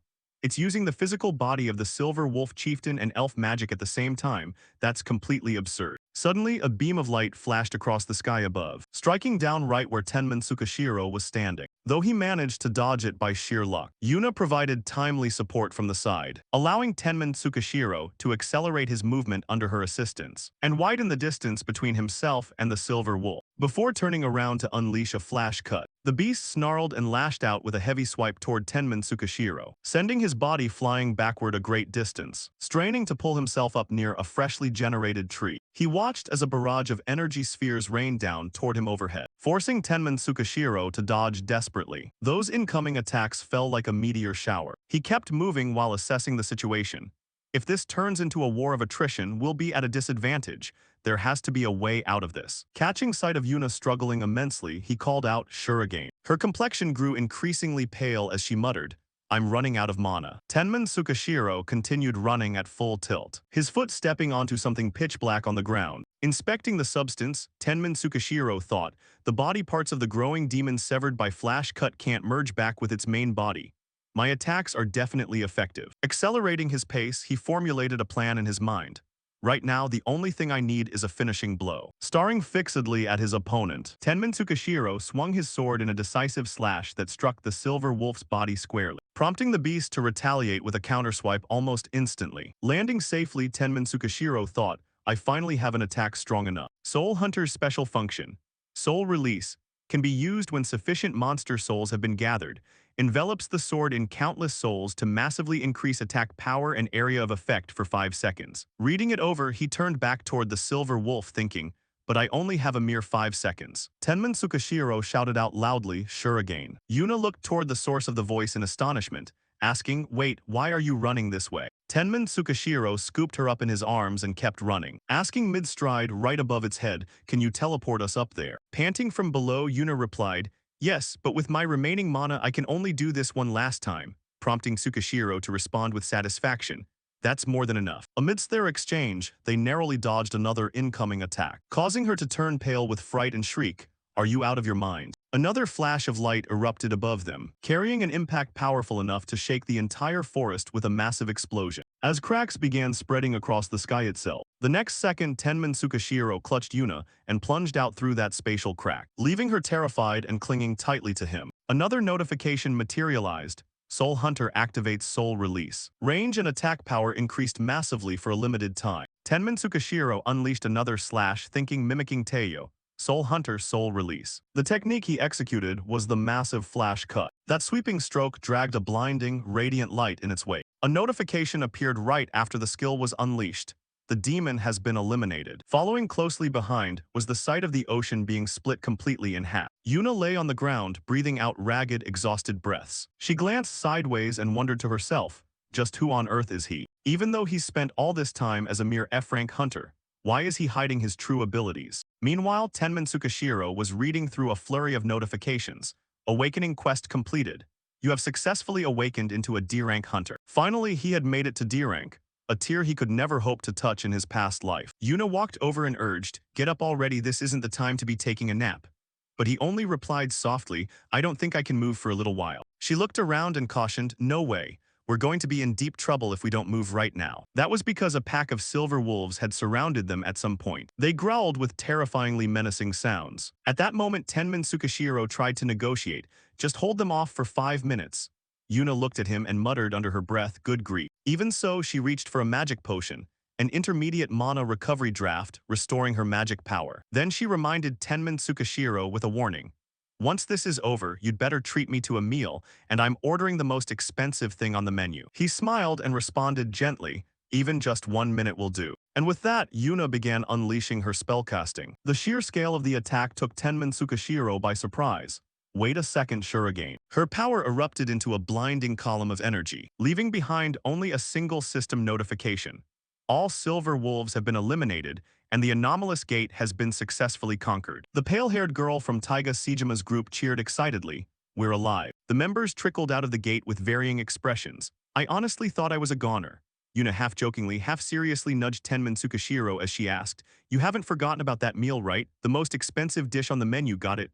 While he muttered a silent exclamation internally, she wiped out a whole pack of 50 silver wolves by herself. Tenman Tsukishiro looked at her and signaled, "I'm fine, I can walk on my own from here." Afterward, he turned to Taiga Seijima and said, "Thanks, here, I'm returning this." Taiga Seijima was utterly devastated upon inspecting the condition of his armor.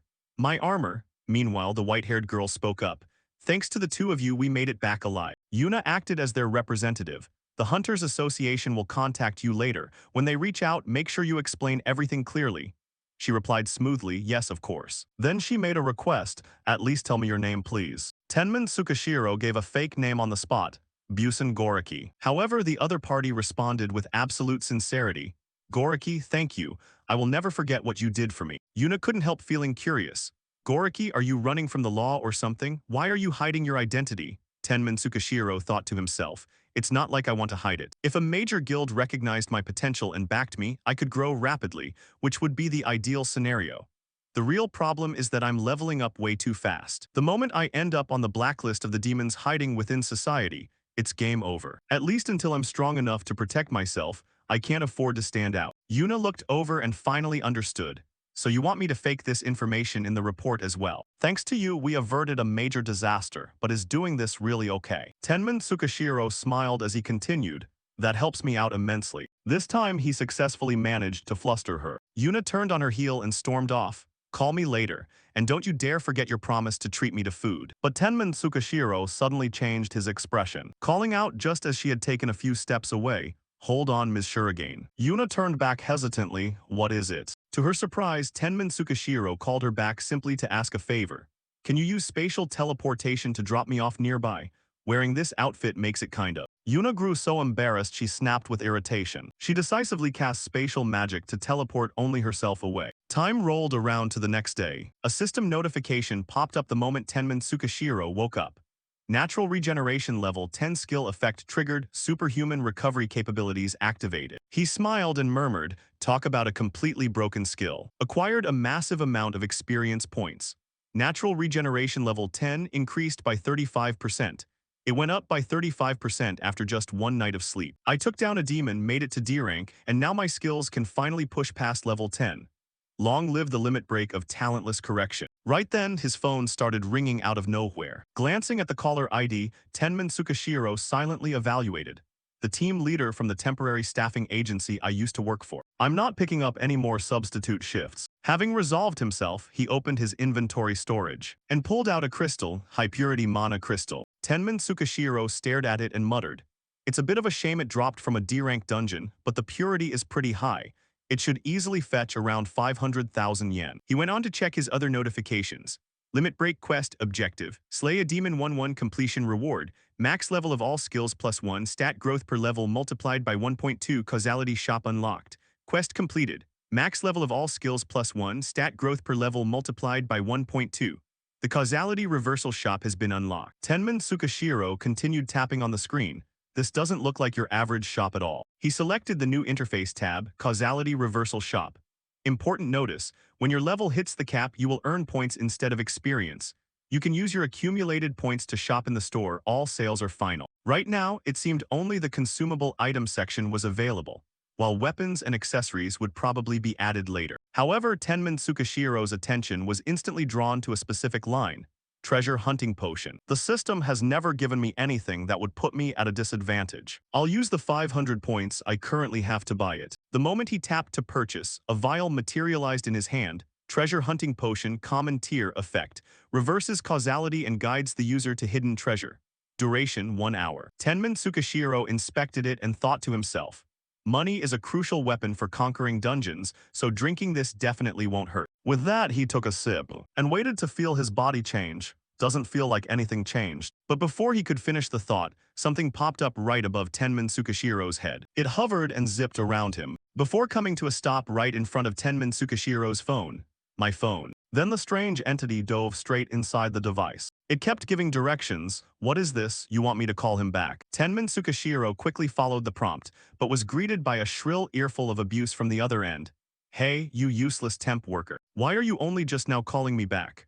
If you don't want to die, get your ass down to the office right this instant. The corners of Tenman Tsukashiro's lips curved into a smile. So that's what this was about. Hearing that, the guy on the other end snapped back. Hey, what did you just say? You stay right there. Tenman Tsukashiro promptly arrived at the requested location, following the precise guidance of the mysterious little spirit. A notification popped up as Tenman Tsukashiro stopped in front of a door. Treasure hunting potion effect in progress. He stepped inside looking puzzled. Treasure in a place like this. To his surprise, he had to dodge a glass mug hurled straight at his face. You bastard, you're nothing more than a useless filler piece. Treasure in a place like this. Treasure hunting potion in progress. We lost a massive business deal because of you today. You'd better prepare yourself for what's coming. You worthless piece of trash, you're just a useless gap filler. Tenman Tsukashiro observed the people inside the room and silently deduced. Since he's just an ordinary human, the only reason he was able to boss me around even when I was the weakest F-rank hunter. Activating memory recall level 10. He looked at the two guys standing before him. It was because of these two. D-rank hunter Masato Kaido, D-rank hunter Teiji Kumagawa. These guys beat me up more times than I can count. Teiji Kumagawa spoke up with deliberate slowness. Hey, what are you glaring at? Eat something weird today. Hiroki Gondo chimed in harshly from the side. He's acting weird all of a sudden, go teach him a lesson. Hearing that, Teiji Kumagawa grabbed Tenman Tsukashiro by the collar. I guess you still don't understand your current situation, huh? He watched them and quietly assessed. Even though they're both D-ranks, I'm on an entirely different level now.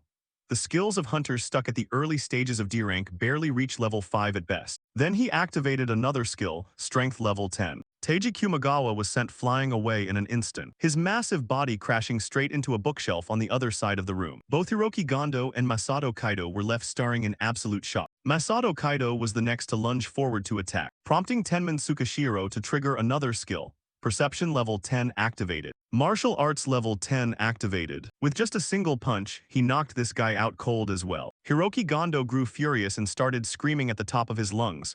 What the hell are you doing? Act like you've got some sense. The other two slowly dragged themselves back up to their feet, and Teiji Kumagawa radiated pure bloodlust as he spoke up again. You little punk. Full body strength enhancement level 5 activated. He charged forward at breakneck speed, only to be intercepted dead in his tracks by Tenman Tsukashiro's fist. The sheer force of the punch sent the man hurtling backward, his bulky frame colliding directly into Hiroki Gondo. Both of them crashed to the floor, yet he still barked insults. I'm going to ruin your hunter career for good, you trash. Tenman Tsukashiro stepped closer with a provocative challenge. What was that? Hiroki Gondo kept shouting, you think you can get away with this unscathed? You know how small the hunter industry is, right? But Tenman Tsukashiro couldn't care less. Seeing him lift his foot, Hiroki Gondo couldn't help but feel a spike of terror. Hey, what are you? Moments later, he was forced to drop to his knees and beg for forgiveness. I'm genuinely sorry for everything I've done up until now. Tenman Tsukashiro leaned in close and murmured, deducting taxi fare from my daily wage was a bit too far, don't you think? Terrified out of his mind, Hiroki Gondo could only nod frantically.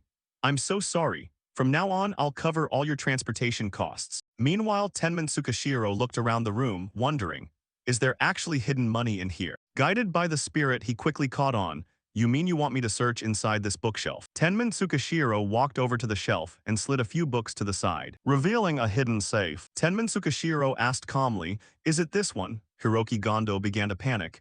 Hey, what are you trying to do? He merely shot the man a sideways glare, causing Hiroki Gondo to immediately fold. I'm sorry, but that safe has a multi-layered password 20 digits long. There's no skill on Earth that can crack it. However, the little spirit slipped right inside the safe mechanism, and with its assistance, the digits were punched in rapidly. All passwords successfully bypassed. Tenman Tsukashiro reached out and tapped according to the instructions. Is there something in here that leads to the treasure? He muttered as he worked the dial, 723. Finally, the safe popped wide open, leaving Hiroki Gondo in a state of shell-shocked disbelief. 723, how the hell did you? The item that caught Tenman Tsukashiro's eye was a mana crystal-embedded master key capable of opening any chest from C rank and below, worth no less than 1 million yen even on the open market. I suppose scoring 1 million counts as finding treasure. But isn't this basically robbery? Before he could dwell on it, Tenman Tsukashiro spotted a few other items. Papers reading, Yokohama Dungeon Survey Report minimum rank D+, extremely high probability of large mana crystal deposits, currently unregistered with the association and kept confidential per client request. Strategy info, strong mental type barrier present at the entrance. Hunters must possess a minimum mental resistance skill of C+ or higher. Reading this, Tenman Tsukashiro quickly realized, wait a second, I know this dungeon. If things go smoothly, I can make an absolute fortune here. Hiroki Gondo pleaded desperately. That's a location I spent a ton of money preparing to conquer. Besides, a D-rank hunter can't even enter it, so please. However, Tenman Tsukashiro flatly refused. I'll make that judgment myself. Suddenly, the door swung open, revealing a figure standing in the frame. Well. Kyosuke spoke up slowly. I didn't expect anyone else to beat me here. Tenman Tsukashiro looked at him, unable to mask the shock on his face. No way, this guy. This reaction left Kyosuke slightly confused. Stepping closer, the man asked, "Do you know who I am?" Tenmin Tsukishiro raised his guard, staring hard at the person before him, Kyosuke Sengoku. In this ruined world, not a single soul doesn't know that name. Kyosuke smiled and spoke again. "I know who you are, the talentless F-rank hunter Tenmin Tsukishiro. Isn't that what they call you around here?" He cast a glance toward the safe, prompting Tenmin Tsukishiro to hold up the stack of papers and ask, "Is this what you're looking for?" Kyosuke read a few lines and confirmed, "How on earth did you figure that out?" However, Hiroki Gondo raised his voice to stop them. "Don't touch that, anything but that." Hearing this, Kyosuke muttered under his breath, "Good grief." He delivered a heavy chop to the back of the man's neck, knocking Hiroki Gondo out cold as he collapsed to the floor. Kyosuke looked at him and continued, "Why'd you lie and say you didn't have it? Do you have any idea how long I've been searching for this? More importantly, thanks for your cooperation. I'd like to properly express my gratitude another time. Give this number a call a week from now." Tenmin Tsukishiro accepted the slip of paper with a bewildered expression. Is he serious? Kyosuke's business card. Because everything he knew about this man painted him as an S-rank hunter and the leader of an intelligence network in the ruined wasteland. A hero and a monster alike. Someone who predicted the demonic invasion purely through his overwhelming information grid. Right now, Kyosuke was slowly walking toward the door. He paused just before leaving and offered a remark, "You really are a fascinating guy." With a deadly serious look on his face, Kyosuke added, "I didn't expect even I would get fooled. You think I wouldn't notice just because the Hunters Association swept it under the rug? You're the one who resolved the Night Crow Guild incident, aren't you?" Seeing Tenmin Tsukishiro's panicked expression, Kyosuke calmly reassured him, "I have no intention of threatening you, but I am curious why you did it. Next time we meet, I'd love to hear the whole story. See you around." With that, Kyosuke's figure vanished, leaving behind only a faint wisp of smoke. Tenmin Tsukishiro flipped the document over and checked his system mailbox, a wave of relief washing over him. Scoring Kyosuke's business card is an unexpected stroke of luck. A system notification suddenly popped up. "You have acquired Good Luck Level 1. The system began explaining, "The probability of encountering fortunate events is increased. Your day-to-day luck in everyday life will also be improved." Tenmin Tsukishiro smiled faintly and marveled inwardly, thinking that with him around, making money was only a matter of time. And moreover, gathering information about the demons would become much easier.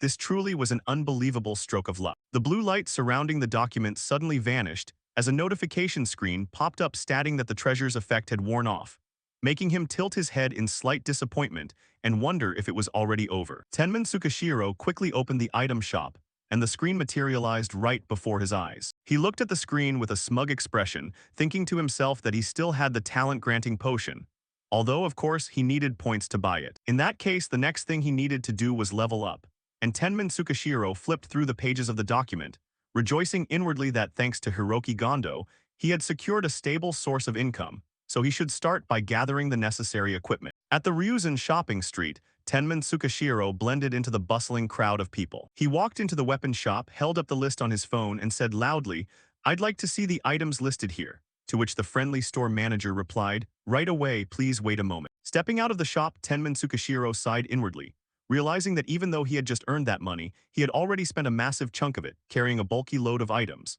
A hunter's shovel for 150,000 yen, a hunter's backpack for 145,000 yen, and a hunter's pickaxe for 200,000 yen.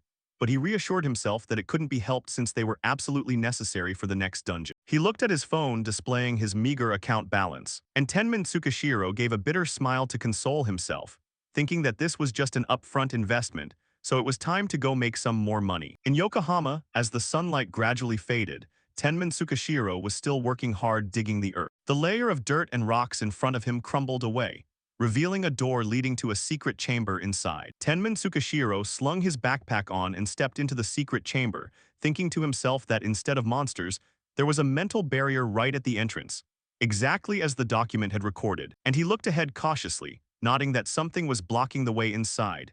And if a normal hunter tried to force their way through this mental barrier, they would lose their sanity or be turned into a vegetable. Tenmin Tsukishiro stepped one foot into the barrier, and a heavy pressure immediately weighed down on his body. The system screen quickly notified him that the effect of the mental strength level 3 skill had been activated to resist mental magic, and Tenmin Tsukishiro constantly reminded himself not to let it fool him, as this was just mental magic meant to shake his emotions. Malicious voices continuously crept into his mind, telling him, "You piece of trash, stop interfering and just go look for mana crystals."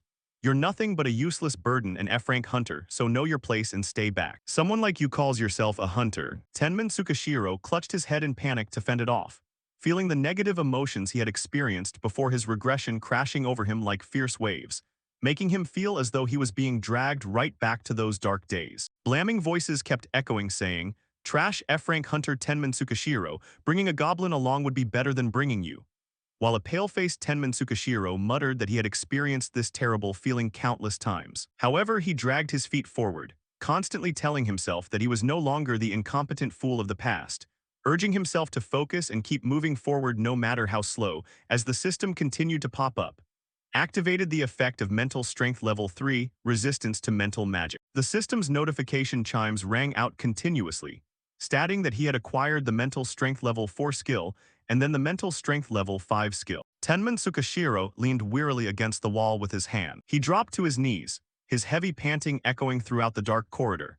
And as Tenman Tsukashiro lifted his sweat-drenched head, he told himself that if it weren't for the mental strength skill, he definitely wouldn't have been able to make it through. Tenman Tsukashiro stepped through the gate and arrived in a massive room, where he looked at the mental barrier before his eyes and skeptically wondered if an even stronger mental barrier had been cast beyond this point. Tenman Tsukashiro vigilantly observed his surroundings in confusion, thinking that he had gone quite deep inside but still hadn't seen a single monster. He suddenly seemed to realize something, thinking about a D-rank gate with a mental barrier and 0 monsters, wondering if this place was actually activating memory retrieval skill level 10. Memories materialized around him like strips of film, making Tenman Tsukashiro feel bewildered as he recalled the document stating that top C-rank hunters could access it.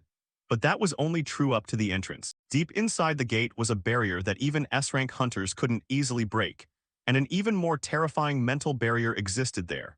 Because of this gate was ultimately occupied by a Demon Legion commander and would be conquered by an invincible demon. A Legion commander was an entity possessing overwhelming power, and even among the demons, they held absolute strength that could rival SSS rank hunters, pushing humanity to the very brink of despair. Tenman Tsukashiro looked ahead, asking himself if, now that he had perfectly remembered everything thanks to memory retrieval, the items he could obtain here were exactly what would bring him good fortune. He quickly entered the barrier, thinking to himself that behind this mental barrier lay the hidden equipment that the future Legion commander would use. Tenman Tsukashiro quickly skimmed through the information from his old memories based on Hunter Monthly magazine, knowing that from here on out, not only mental attacks, but also physical traps were waiting for him. A mental strike hit him hard, leaving his entire body dizzy. Tenman Tsukashiro clutched his head in pain under the crushing pressure, his face clearly showing signs of panic. Tenman Tsukashiro hastily activated his skills to dodge the deadly traps, activating Perception Level 10, activating Agility Level 10. He stumbled backward in a panic. Activating Perception Level 10, Tenman Tsukashiro looked at the 3 arrows flying right at him and silently commanded, activating Agility Level 10. A halo of light enveloped his body as Tenman Tsukashiro quickly calculated that waiting until he saw them to dodge would be too late, so he had to dodge the exact moment he heard the sound, activating Perception Level 10. More arrows continued to rain down from the ceiling. Tenman Tsukashiro nimbly stepped back to evade them, but arrows instantly shot out from all directions. The system chimes rang incessantly as he used his agile body to dodge the entire shower of arrows, accompanied by a notification that he had acquired the Mental Strength Level 6 skill. His skills kept leveling up through the trials, notifying him that he had acquired the Mental Strength Level 7 skill. You have acquired the Mental Strength Level 8 skill. You have acquired the Mental Strength Level 9 skill. And Tenman Tsukashiro quickly leaped to dodge a collapsing section of the ground. You have acquired the Mental Strength Level 10 skill.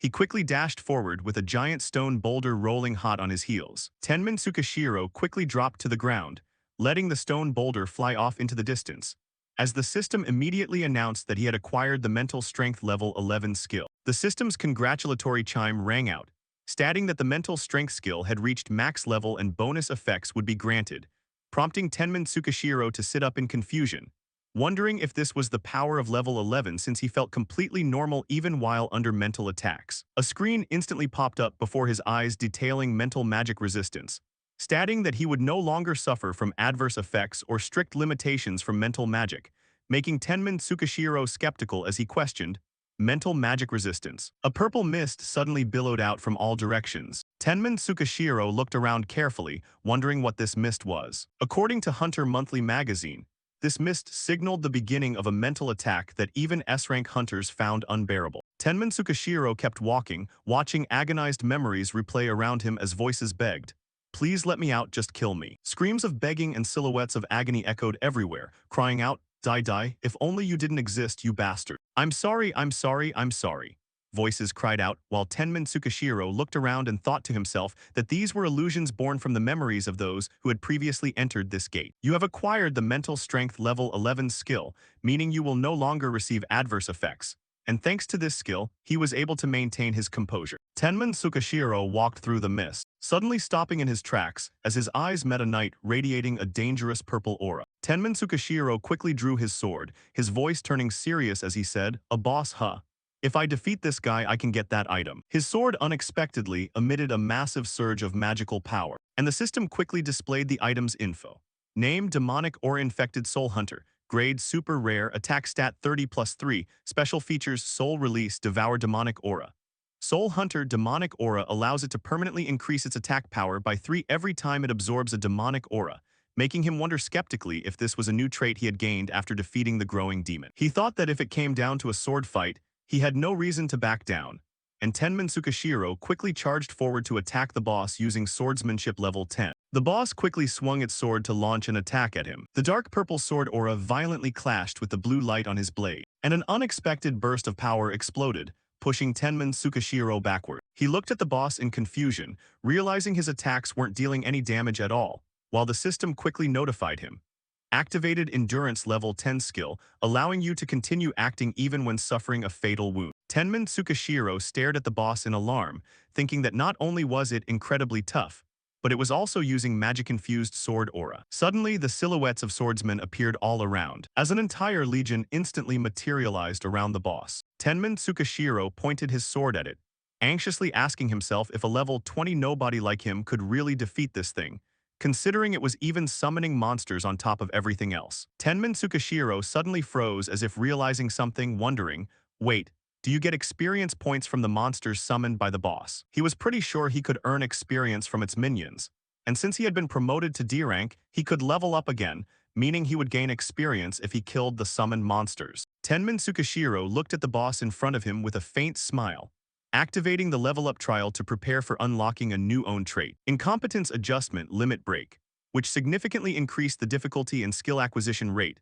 multiplied experience points by 100,000, removed the max skill level cap of 10, boosted all stats by 1.2 times, provided special items when the Awakening quest began, and evolved the system shop into the Causality Reversal shop. A surge of power radiated from the sword in his hand, his eyes widening behind it as the system displayed a notification. Activated Intimidation Level 7 skill. The knight turned its head to look in the direction the sound came from. Tenman Tsukashiro took the opportunity to swing his sword and slash forward, shouting, "Kirishima-style direct line slash." Unable to react in time, the knight was struck by the slash, and black aura poured out from its iron armor, wrapping around his blade, while thanks to the limit-broken incompetence adjustment trait, the added stats were multiplied by 1.2. Immediately after, a series of notifications appeared. Activated the Incompetence Adjustment X trait. Acquired experience will be multiplied by 100,000. The power within him grew stronger by the moment as he leveled up, now reaching level 30. The knight raised its sword high in the air, and then suddenly charged forward at lightning speed. The resulting blast of power launched Tenman Tsukashiro into the air, where he gathered momentum and launched himself straight at the enemy, activating Perception Level 10 and Martial Arts Level 10, with the skills supporting his rapidly shifting physical abilities. Immediately after, Tenman Tsukashiro brought his weapon down with full force. Once the strike was complete, he carefully landed on the ground. The bodies flashed with light into the air as the notifications continuously ticked up. He raised his head and looked around, nodding that it seemed they had stopped spawning. The sword in his hand had accumulated enough power, leaving only the boss. A silhouette darted through the air, and the incoming sword strike caused the very ground to explode. Seeing this, Tenman Tsukashiro actively engaged the attack, activating Flash Cut Skill Level 10. The razor-sharp slash felt like it tore through space itself. The knight's eyes glinted with a fierce red light. Immediately after, its helmet was sliced cleanly in two, and the sword arc spun around, shattering the wall to pieces. The system displayed a notification. Soul Hunter is absorbing demonic aura, attack power +3, Seeing this, the corner of his mouth curled up as he realized this was the power of leveling up. Very quickly, the surrounding knights were taken down one by one, triggering the causality reversal shop effect. You have reached the maximum level. Points will be awarded instead of experience. You have received 213 points, making a total of 242. Dungeon boss eliminated. Clearing rewards are now being distributed. Tenman Tsukashiro's eyes lit up as he held the treasure in his hands, thinking, wait a minute, fun fact. Unlike gates, instances always have completion rewards. So in the end, what exactly was the item that the Legion commander used? A golden light rested snugly in the palm of his hand, and right after it transformed into a ring. Seeing this, Tenman Tsukashiro stared at it with wide eyes, musing that one really shouldn't judge an item by its cover. The system simultaneously popped up a notification, and a hint of surprise crossed his face as he realized this was a growth-type item, thinking that his trait increased experience by 100,000 times, and a growth-type item would develop alongside its user by absorbing their experience. A slew of information was provided. Status: name, Tenman Tsukashiro, age, 24, level 40, locked, rank D, trait, incompetence adjustment X points, 313. You have reached the maximum level of 40. A new quest has been issued. An item is being distributed due to the limit broken incompetence adjustment effect. He read, slowly scrolling through the panel before asking himself, all right, what's the next quest? Another notification appeared sequentially. Rank D, limit break quest objective. Collect demonic springs 03, clear rewards. Stat growth per level multiplied by 1.3, maximum level of designated skills increased by 2, unlock new categories in the causality reversal shop, unlock a new special effect for the incompetence adjustment trait, leaving Tenman Tsukashiro astounded as he muttered, collect demonic springs. Does the system know what I'm trying to do, preventing the world's destruction from the demon invasion? That's exactly why I returned to the past. This was so accurate that it was hard to believe it was just a coincidence. The two worlds were separated from each other, and the reason the full-scale demon forces hadn't invaded this world yet was because the environment here was vastly different from the demon realm. A series of locations were marked out for the demonic aura project, where demonic holy relics containing concentrated demonic aura covered the earth by placing demonic springs in various locations. They were plotting to invade this world. The execution had been decided, and the testimony from the traitor who colluded with the demons was truly shocking. A voice mixed with laughter echoed through the space, saying, did you think the invasion just started out of nowhere? I guess it looks that way to you people, but you're wrong. Pausing for a moment, the person raised their head and muttered, the demons, they had been preparing long before we humans even realized it. They collected the demonic springs to plot the invasion of the human realm, the demonic aura project, that's what it was called. I truly didn't know they were plotting to wipe out humanity. His expression remained as cold as ever, and right after that, the guillotine blade dropped from above. Back in the present, Tenman Tsukashiro focused his thoughts. If I destroy the demonic springs, I can stop the invasion of the real world. That's the best strategy to halt the demonic aura project. Now that his next objective was set, it was time to check the rewards. The system displayed on the panel.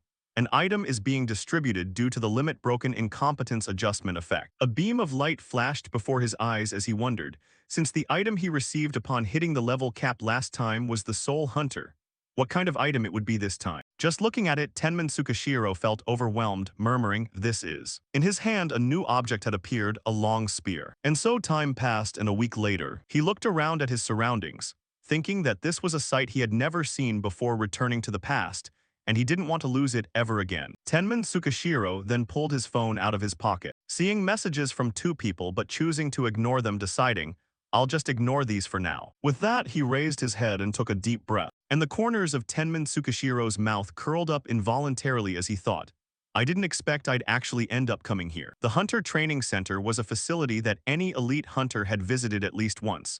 And though he couldn't come here before because he didn't have the money, his budget was pretty comfortable this time, so he figured he might as well give it a try. The sound of an engine nearby caught his attention. As a car hurtled toward him at a terrifying speed, Tenman Tsukashiro quickly leaped backward, activating perception level 10. He couldn't help but blurt out loudly, are you trying to kill me or what? The car door slowly swung open at that moment, and a figure stepped out from the vehicle. That silhouette left Tenman Tsukashiro momentarily stunned.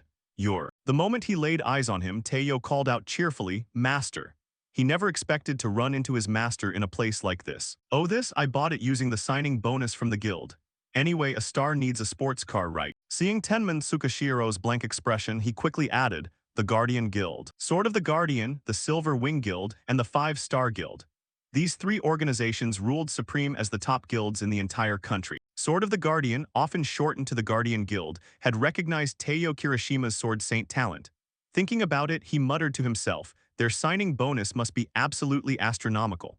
No wonder he was able to afford this. Then Tenman Tsukishiro chimed in with a warning, please stop calling me master.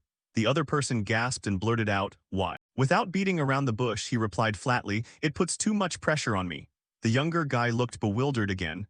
Then what should I call you? Tenman Tsukishiro pondered for a second and answered, calling me big bro doesn't feel quite right either. Just call me whatever you want. Hearing that, Teiyo rubbed his chin thoughtfully. Adding brother doesn't really suit me either. Seeing this, he turned around to leave. Then if you'll excuse me, I'll be heading off first. The guy hastily chased after him. Wait. A price list with various tiers was handed over, and at a single glance Tenman Tsukishiro gasped. It costs this much just for a single session. What kind of business are they running? I guess I'll start by trying out an A-rank room. Before he could finish, Teiyo already held out his card. Yes. The receptionist immediately welcomed them warmly. I will guide you to the VIP training room. Catching sight of the card, he dropped his jaw in shock.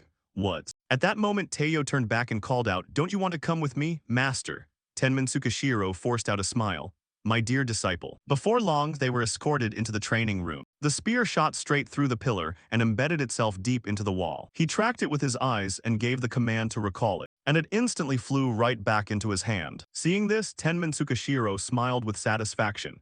Does it really fly back to your hand just by chanting or thinking recall? Teiyo walked over curiously from a distance. Whoa, a new weapon, what kind of skills does it have? Tenman Tsukishiro then calmly recounted, I just threw it really hard. Witnessing that, he thought to himself, its instantaneous destructive power surpasses even the Soul Devourer.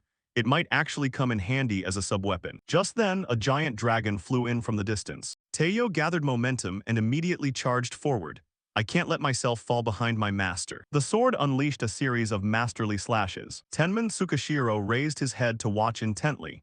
As expected of a sword saint, I can't even begin to imitate that move. Finally, he landed safely on the ground. Yet Teiyo's expression was far from pleased. This isn't right. Master, could you demonstrate the single flash slash one more time?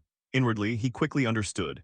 Is he trying to execute the single flash slash? Looks like he hasn't perfected it yet. Just like I taught you, apply the theory of connecting heaven and earth and keep swinging your sword. Teiyo repeated blankly, keep swinging the sword, but how? Right as he finished speaking, Tenman Tsukishiro gathered momentum and lunged forward. The spear in his hand beginning to sweep upward, like this. The slash carved straight across the wall. Thanks to the limit-breaking effect of talentless adjustment, you have obtained a massive amount of experience points. You have acquired single flash slash level 11. The billowing dust made it difficult for Teiyo to see. Once finished, Tenman Tsukishiro slowly landed. The other guy rushed over, crying uncontrollably, this is way beyond a regular single flash slash. I'm going to name it the Tsukishiro breaking single flash slash. Hearing this, he startled and shook him off. What's the big deal? The opponent firmly grabbed onto him again.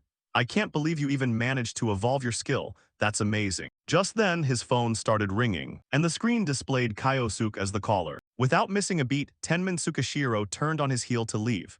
Thanks for letting me borrow the training room. I've got an urgent matter to attend to, so I'll take my leave. Teiyo remained kneeling on the ground in silence. Then he clenched his fists with fierce determination. Tsukishiro school single flash slash, I swear I'll reach that realm. A little while later, the two of them arrived at a small cafe. Kyosuke took the initiative to speak up. Thank you very much for your cooperation the other day. I can't go into details, but thanks to you, our guild's standing has completely changed.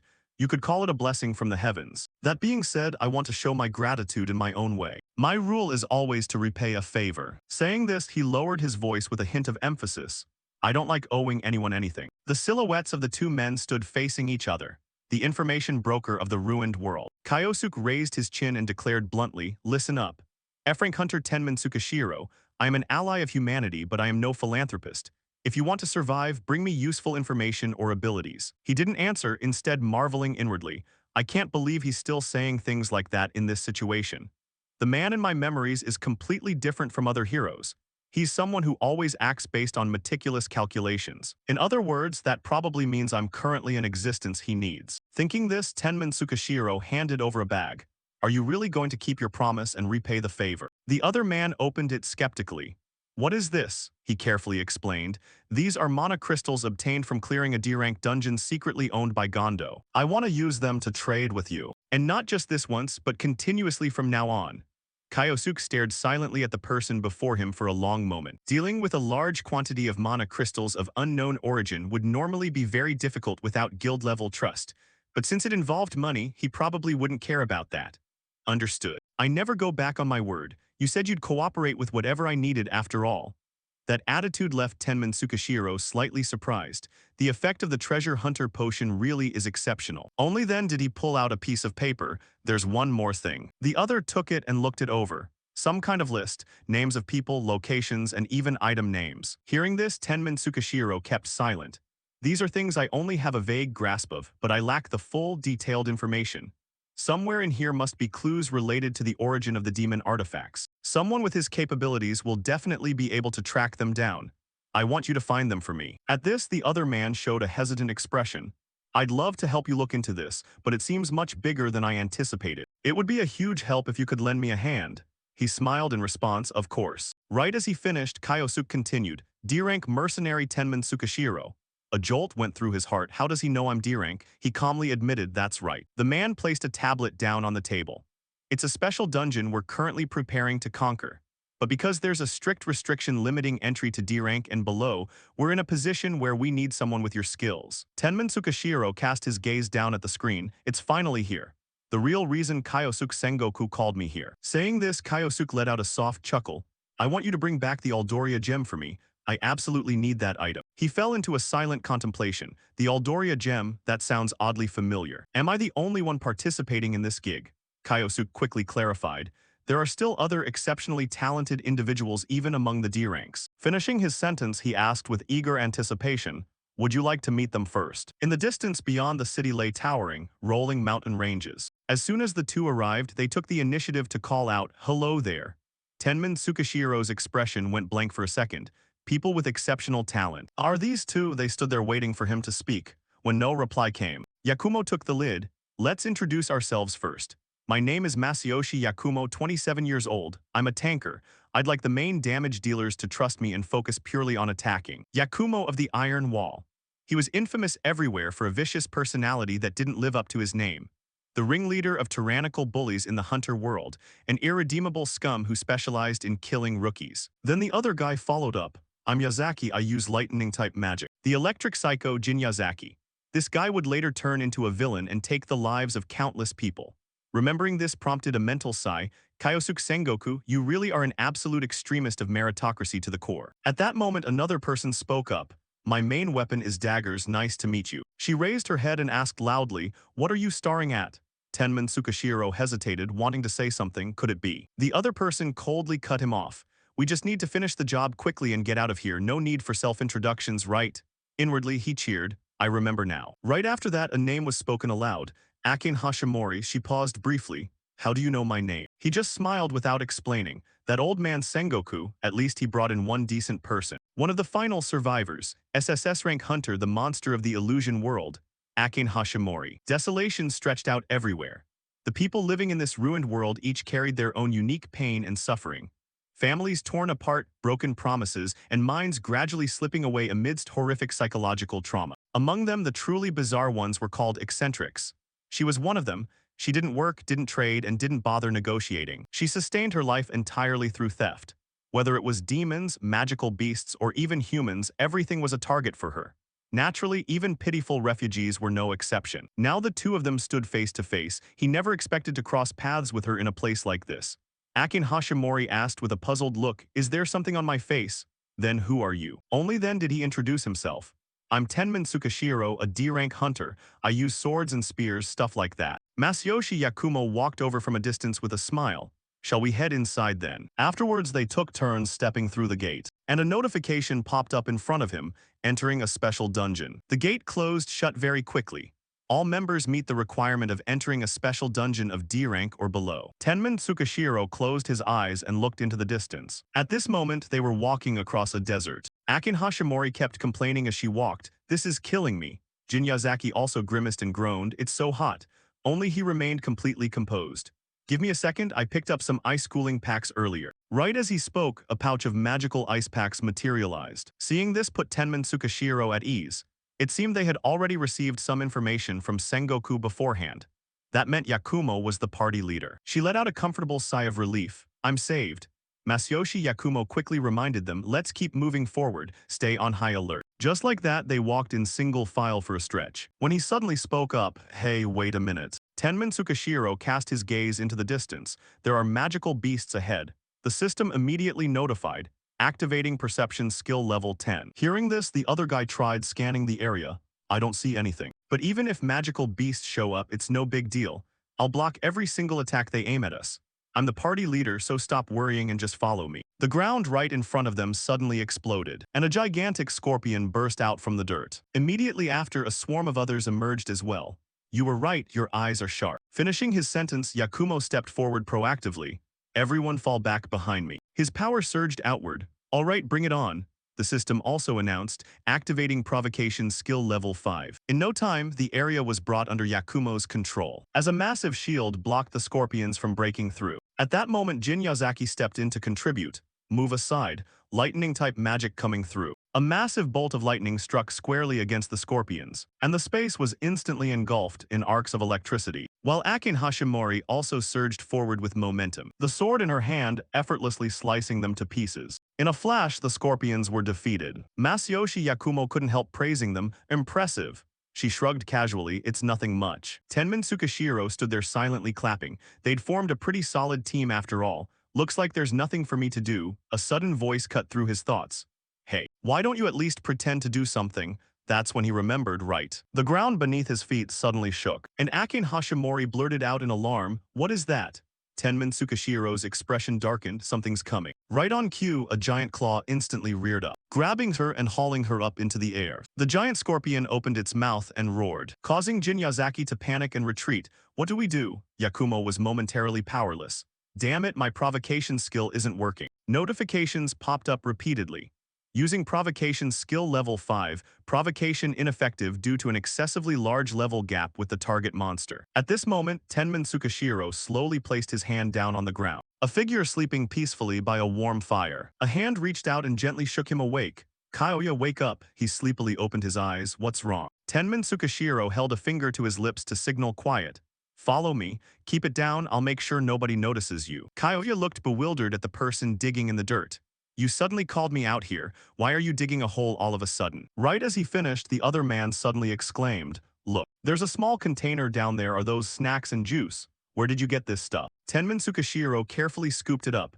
It took a lot of work to gather these. I wanted to give them to you. Kyoya let out an astonished gasp. For me? Why? He turned to him with a smile and said, today is your birthday, right? Hearing that, the boy couldn't hold back his emotion. Thank you so much. Then Tenman Tsukashiro didn't forget to caution him, eat it in secret so you don't get caught.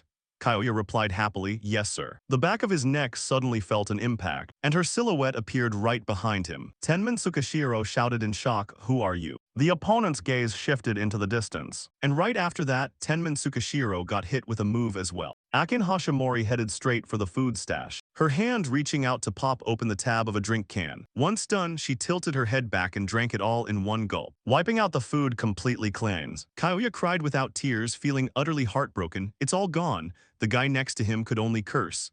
Damn it all. Eating so calmly back then, that face attacked me with such a cold gaze. To this very day, I still can't forget those snacks and treats that I worked so hard to gather just to celebrate Kyoya's birthday.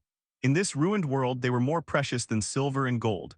And yet she stole every last bit of it. Right now, she was struggling and crying out help. Tenman Tsukashiro saw this and gave a slight smirk. Serve you right. The two people in front of them looked utterly confused. Seeing this, he called out loudly, use your shield. Seizing the moment, Tenman Tsukashiro dashed forward, planting his foot hard against the shield to gain momentum. Right after that, Tenman Tsukashiro leapt high into the air. In that split second, the spear appeared in his hand. Use spear retrieval. In a flash, he locked onto his target.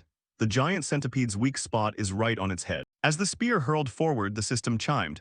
Skill throw level 11 activated. The scorpion's body was instantly split right down the middle. Akin Hashimori was dropped safely thanks to that, and he slowly pulled her out from the thick sand. Masayoshi Yakumo approached in sheer disbelief. Since when did you keep a trick like this up your sleeve? Tenman Tsukishiro hesitated for a second before his eyes darted toward somewhere else. Beneath Akin Hashimori's feet, a strange noise echoed, and the surrounding ground suddenly caved in. Before they could even react in time, he realized what was happening and shouted at the top of his lungs.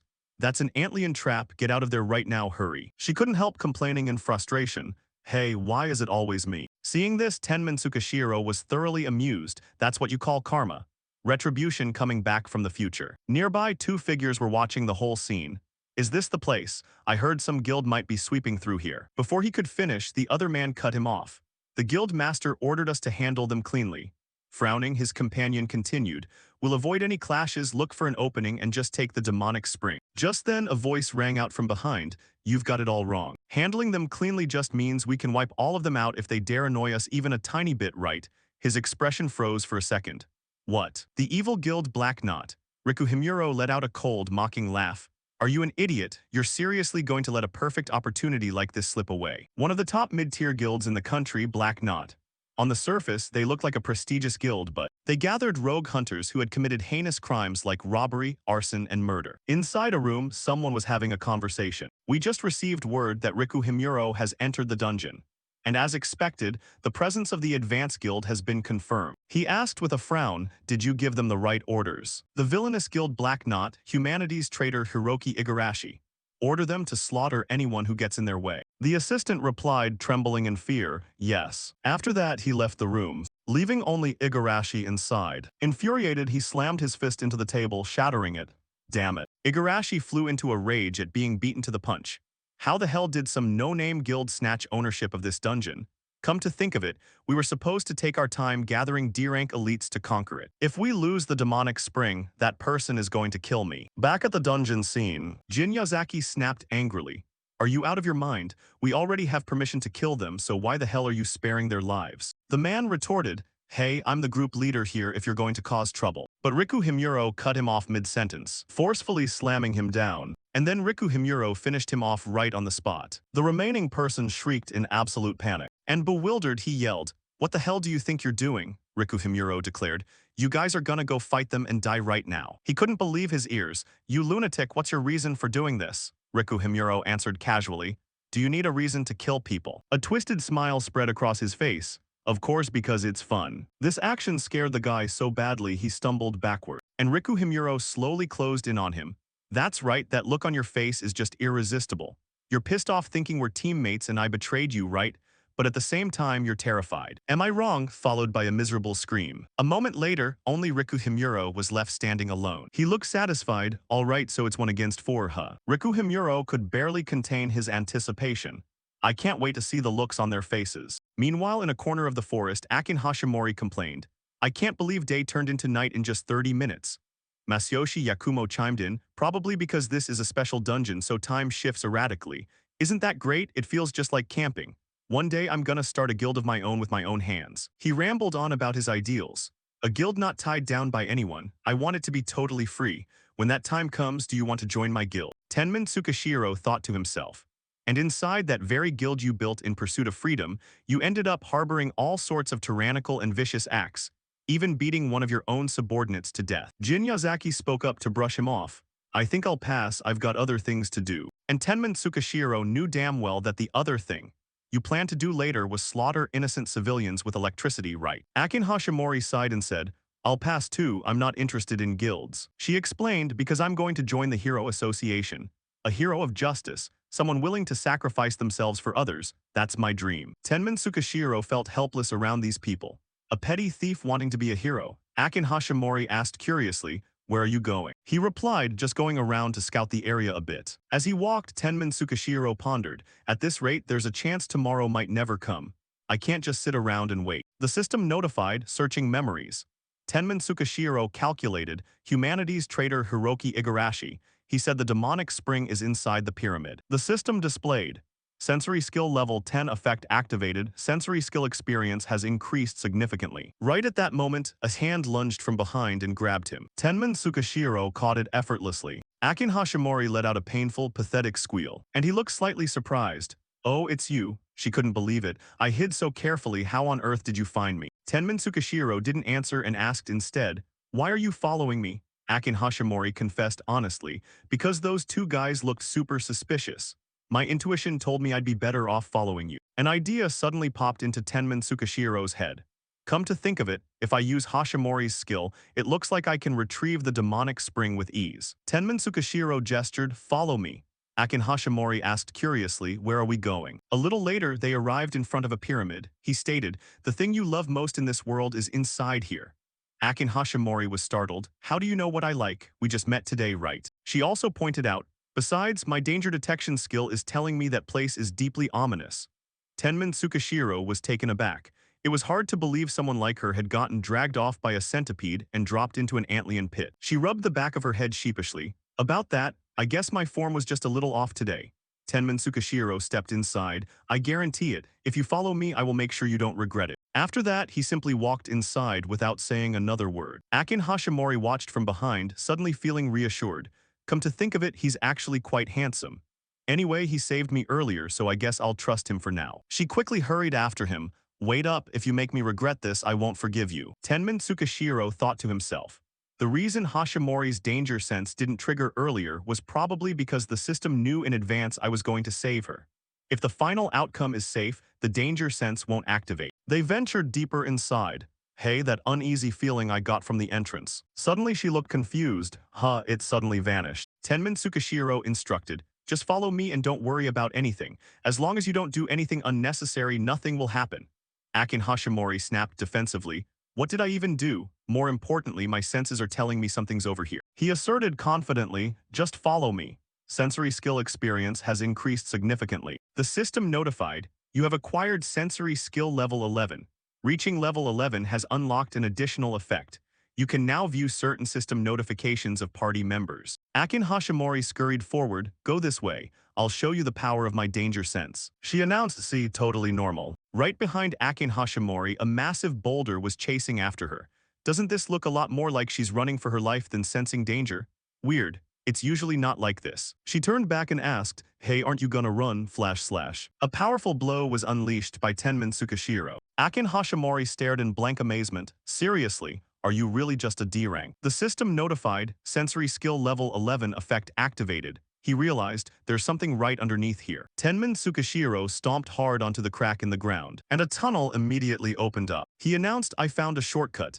Akin Hashimori blurted out in shock, who the hell are you anyway? Afterwards, the two of them walked down the stairs. She looked at the thing in front of her and asked, don't tell me this is a bug too. Tenman Tsukashiro recalled. Igarashi said the Sphinx was guarding the demonic spring. A gloomy voice echoed, challengers have set foot in the desert, face the trial of the sandstorm. Akin Hashimori disbelief, a trial, why is it always me? Then the magic array activated, and streams of fire shot up into the air as a welcome. She asked anxiously, what do we do now? Tenman Tsukashiro pointed out, right on top of the Sphinx's head. The two of them quickly leaped onto it. A second later, they landed safely. Akin Hashimori wondered curiously, what trial is it talking about? Do we just need to survive this blast? He explained, that's one way, but we're going to approach it differently. Get ready. Get ready for what? Tenman Tsukashiro answered bluntly, to steal. She couldn't believe it. Hey. Akin Hashimori flew into a rage. What exactly are you making me do? Tenman Tsukashiro replied calmly, what you do best. His hand swiftly grabbed her sleeve. Wait. Tenman Tsukashiro pulled out a wallet. You can steal anything with your thievery skill, right? Just like when you pickpocketed everyone's wallets. Akin Hashimori was deeply shocked. I don't know how you found out about my skill, but no way, why should I take orders from you? Right at that moment, the explosions intensified, making it hard for them to stand steady. Something was hurtling straight toward them. Tenman Tsukashiro urged urgently, stop dawdling. Akin Hashimori was put on the spot. If you don't want to die, steal from the Sphinx. The system notified, absolute plunder activating. Akin Hashimori regretted, I shouldn't have followed him. She unleashed her move, straight line slash. The system displayed, perception level 11 inspecting part of party member Hashimori's skill. Absolute plunder activated, plundering reward item from the Sphinx. Tenman Tsukashiro was quite surprised. I never expected her to have absolute plunder, a cheat skill that even steals dungeon rewards. Fitting for the phantom thief of the illusion realm. The monster screamed in disbelief. What? Why is my body dissolving? The trial has barely started. Now solve my riddle. In the morning it walks on 4 legs, at noon on 2, and in the evening. The next second it was taken down. Tenman Tsukashiro sneered, you call yourself a hero, mighty impressive. Akin Hashimori argued back, so what if it's absolute plunder? As long as it's used for a good cause, what's wrong with that? The system displayed distributing rewards. The second sandstorm trial has been completed distributing rewards. Akin Hashimori received a pile of gold. Along with the spring source, she wondered, what is this, a demon spring? Tenman Tsukashiro held out his hand, I'll take that. Akin Hashimori was startled, wait, demonic energy. She had no choice but to accept reality. I had my suspicions, but just as I thought. He stated, I'll explain about the demonic energy later. Hand that over and you can take the rest. Akin Hashimori drooled at the sight. What kind of person do you take me to be? Tenman Tsukashiro affirmed. You can have everything else. I don't need anything except that. The item in his hand pleased him. Thanks to her, I got this so easily. Demonic Spring recovered 1-3. Since this is your first recovery, you receive a special temporary buff. Talent boost, high-tier skill acquisition rate increases drastically for 1 hour. Tenman Tsukashiro tossed it up in an arc, and then slashed horizontally through it with his chi. The system displayed. The Soul Reaper sword is absorbing demonic energy, attack power increased by 3-5. Soul Reaper's current attack power, 30 plus 9. Akin Hashimori asked curiously, by the way, how do you know about my skill? He made up an excuse to reply, I have a skill that lets me see opponents' skills. In her heart, she thought, he's got some pretty awesome skills. He's quite handsome too. I can smell money on this guy. Shifting scenes a moment later, the two of them returned to the rendezvous point. Masayoshi Yakumo interrogated, where on earth did the two of you go together in the middle of the night? Akin Hashimori protested defensively, blushing. Hey, what do you mean by that? Tenman Tsukashiro cheerfully stated, I was just giving her some life advice. She confirmed, that's right, it was actually really helpful. Yakumo couldn't believe it, life advice for her. He crossed his arms and warned, I acknowledge your contributions, but I am the group leader here. From now on, any unauthorized action without my permission is strictly forbidden. Tenman Tsukashiro complied, fine, got it. What's up with this guy all of a sudden? Shortly after, they went to conquer the dungeon. Our goal is to conquer this dungeon and retrieve the Aldoria gem. Let's avoid wasting unnecessary stamina and time. Just wipe out the boss quickly and we're done. Afterward, the four of them stepped inside the dungeon. Tenman Tsukashiro appraised the surroundings. They've swarmed all over us right from the entrance. The boss is definitely nearby. He drew his weapon, looks like it's time to grind some points. The system displayed, throw skill level 3 effect active. 6 mummy monsters defeated. You have received 42 points. Masayoshi Yakumo's eyes went wide with surprise. I never thought he not only uses swordsmanship but spear techniques too. If I can make this guy work for me, I'm gonna be rolling in money. He stepped forward to praise. Impressive skills, one day I'll recruit you into my guild. Tenman Tsukashiro warned, stop gawking around and focus on what's in front of you. Akin Hashimori stepped close and challenged, you're actually not a D rank, are you? No matter how I think about it, this makes no sense. He replied casually, if that were true, I wouldn't have been able to enter this D rank restricted gate right. A moment later, they arrived before a massive rock and Jin Yazaki asked, is that the boss? Several cracks began spreading across the boulder. A split second later, a loud boom echoed out, and a colossal monster emerged, a sand golem. This thing looked like it was going to be a handful. Yakumo charged in with full energy to strike first. Once it gets hit by my taunt, this'll be a piece of cake. Come at me. The golem's massive fist came hurtling forward, and an instant later, it shattered his barrier to pieces. Masayoshi Yakumo was sent flying into the distance. Jin Yazaki's jaw dropped in disbelief. Wait a second, the taunt skill didn't work. By now, the golem was charging straight toward him. So Jin Yazaki fired off a skill, screaming, get the hell away from me. But his attack didn't faze it in the slightest. The golem kept closing in on him. In the end, Jin Yazaki was knocked flying just like Yakumo. Akin Hashimori began to panic. No way, he's not dead, is he? Tenman Tsukashiro pondered to himself. There's no way a golem from a D-rank gate could be this strong. Could it have been powered up by the leaking demonic energy from that demonic spring we retrieved earlier? Tenman Tsukashiro quickly urged her, hey, snap out of it, run to the opposite side right now. We're going to do the exact same thing we did against the Sphinx. She replied, got it. By this point, the golem locked onto the two of them and leaped into the air. It slammed both fists into the ground, sending shattered rock and dirt flying everywhere. The system displayed, perception skill level 11 effect activated. Agility skill level 11 effect activated. Tenman Tsukashiro nimbly closed the distance to the golem. He reminded himself, no matter what, a golem's true body is always its core. He calculated, as long as we don't destroy it, it'll keep regenerating endlessly. We have to finish it off in a single blow. The system displayed, using Soul Hunter's soul release.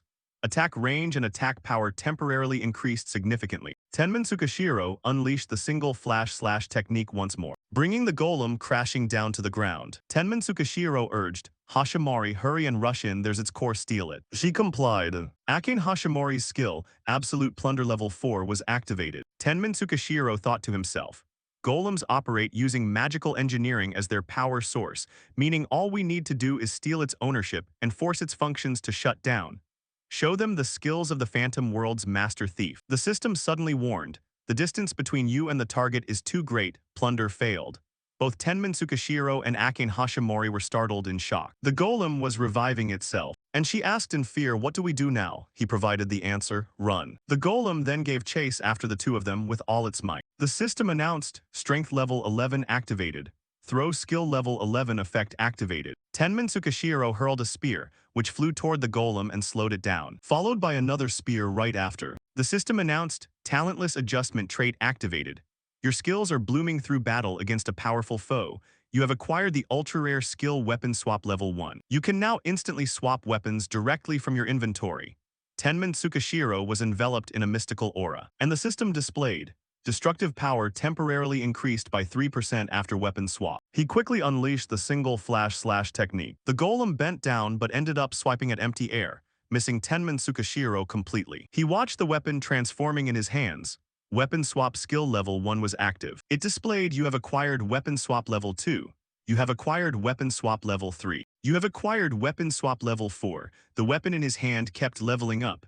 You have acquired Weapon Swap Level 5. Tenman Tsukashiro continued his onslaught.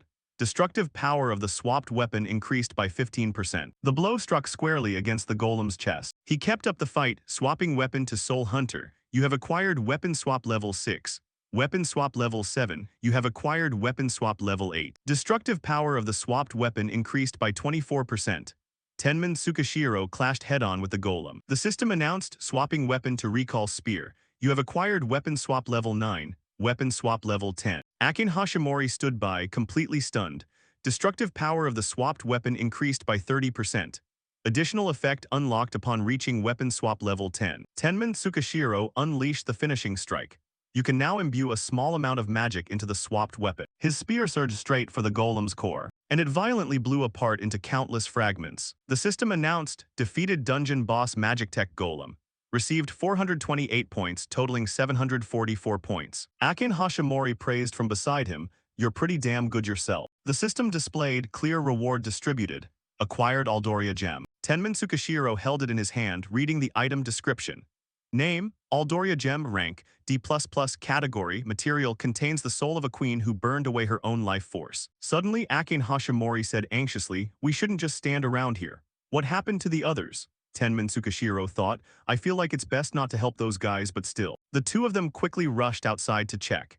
Even if they took a direct hit from the golem, they should be fine as long as they used recovery items. Suddenly, both of them were startled to spot someone over there.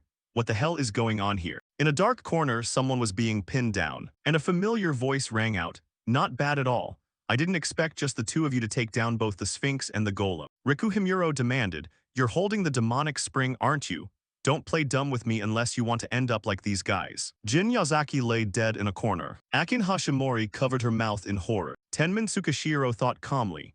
They struck while we were weakened after fighting the golem, and their target is the demonic spring. These are definitely assassins sent by Igarashi of the Black Knot. Riku Himuro sneered with mock praise. You're pretty well informed, aren't you? Then you must already know we come from a villain guild. He confirmed, yeah, I'm the one holding the demonic spring. If you want it, try taking it by force. His eyes scrutinized every detail. This guy was most likely sent on orders from Igarashi, the traitor to humanity. I need to draw the enemy's attention toward myself. Riku Himuro scoffed sarcastically. You're exhausted after fighting non-stop against both the Sphinx and the golem, so why act tough? I'll kill this bastard first and deal with the girl later. Tenman Tsukashiro turned to Hashimori and asked, can you kill this guy? Akin Hashimori gasped in shock. Me. Panic gripped her heart. You want me to kill him? You want to be a hero, right? This guy is a murderer from a villain guild. Tenman Tsukashiro advised her. You can't save the world without getting your hands dirty. Riku Himuro lunged forward eagerly. Come on, bring it on. Tenman Tsukashiro unleashed his skill. Super Sense skill level 11 activated. He nimbly dodged the blow, agility skill level 11 activated. Followed right after by martial arts skill level 11 activated. Tenman Tsukashiro landed a fierce upward kick right into him. Riku Himuro quickly backed off to regain his footing. He charged in furious, "You little bastard, I'm killing you first, then that girl is next." Tenman Tsukashiro thought to himself, "There's no way someone from Black Knot would act alone. His own teammates must have been slaughtered by this psycho too. I can't let him walk away alive." A streak of spiritual energy flashed across Riku Himuro's neck. Tenman Tsukashiro executed his technique, Kirishima-style single flash slash. Once finished, he sheathed his weapon. Akin Hashimori ran over in total panic. "You killed him? That's way too far, you could have just subdued him." Tenman Tsukashiro countered, "You think subduing him was an option? He murdered Yakumo and Yazaki when they were completely defenseless." He felt a twinge of regret.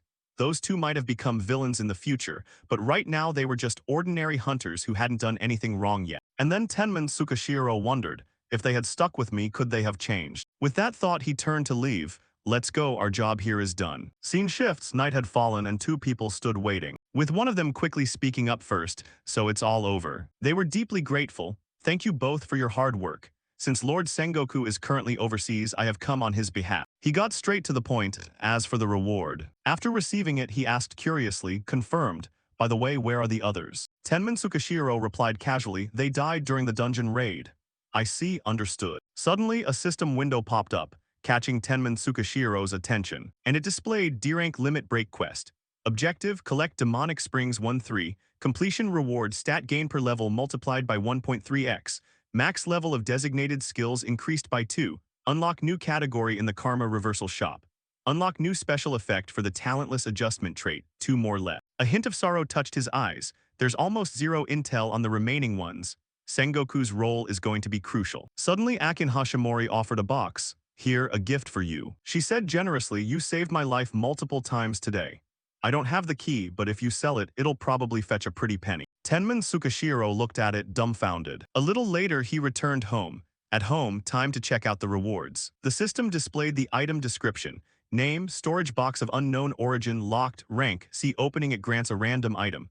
A mystery box. He felt a bit amused. Who would have thought the phantom thief would hand me something this valuable? Tenman Tsukashiro slipped his hand into his pocket to pull something out. And the very moment I took this, he pulled out the key.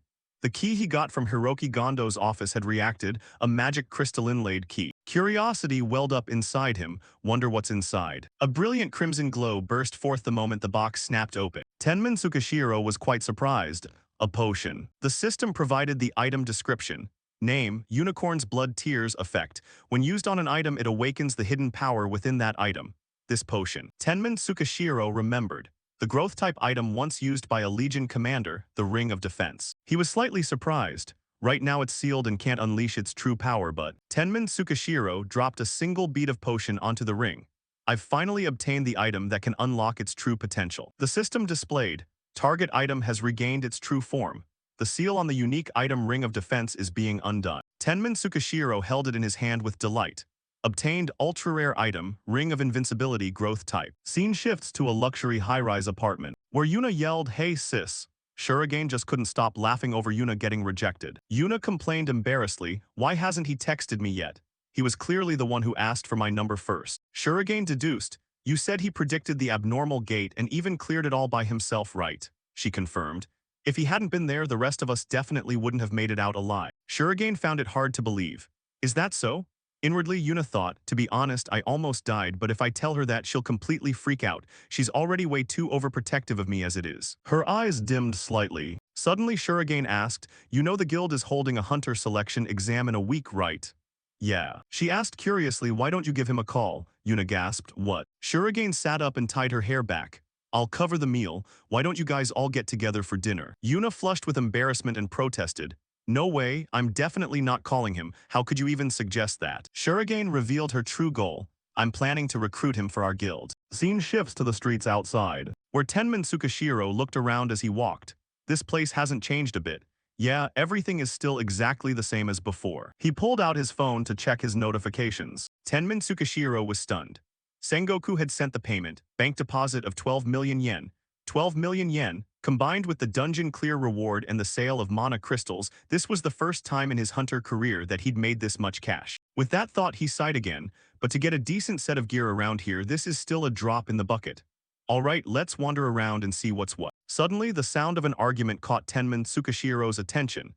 Hey, you bastard, pay me back right now. Do I need to beat some sense into you before you understand? A hulking brute was beating someone up ahead. I told you I'd pay you back. Don't screw with me. How many times do you think I've fallen for that sob story? Tenman Tsukashiro appraised the situation silently. Judging by his clothes, the man seemed to be a craftsman from this neighborhood. I'm telling the truth. I promise I'll pay you back, please. Suddenly something clicked. Wait a minute, that man is. The brute refused to listen. Looks like reasoning with you is useless. You're dead meat today. Tenman Tsukashiro's hand came down firmly on the brute's shoulder. Tenman Tsukashiro spoke up. Excuse me, got a second.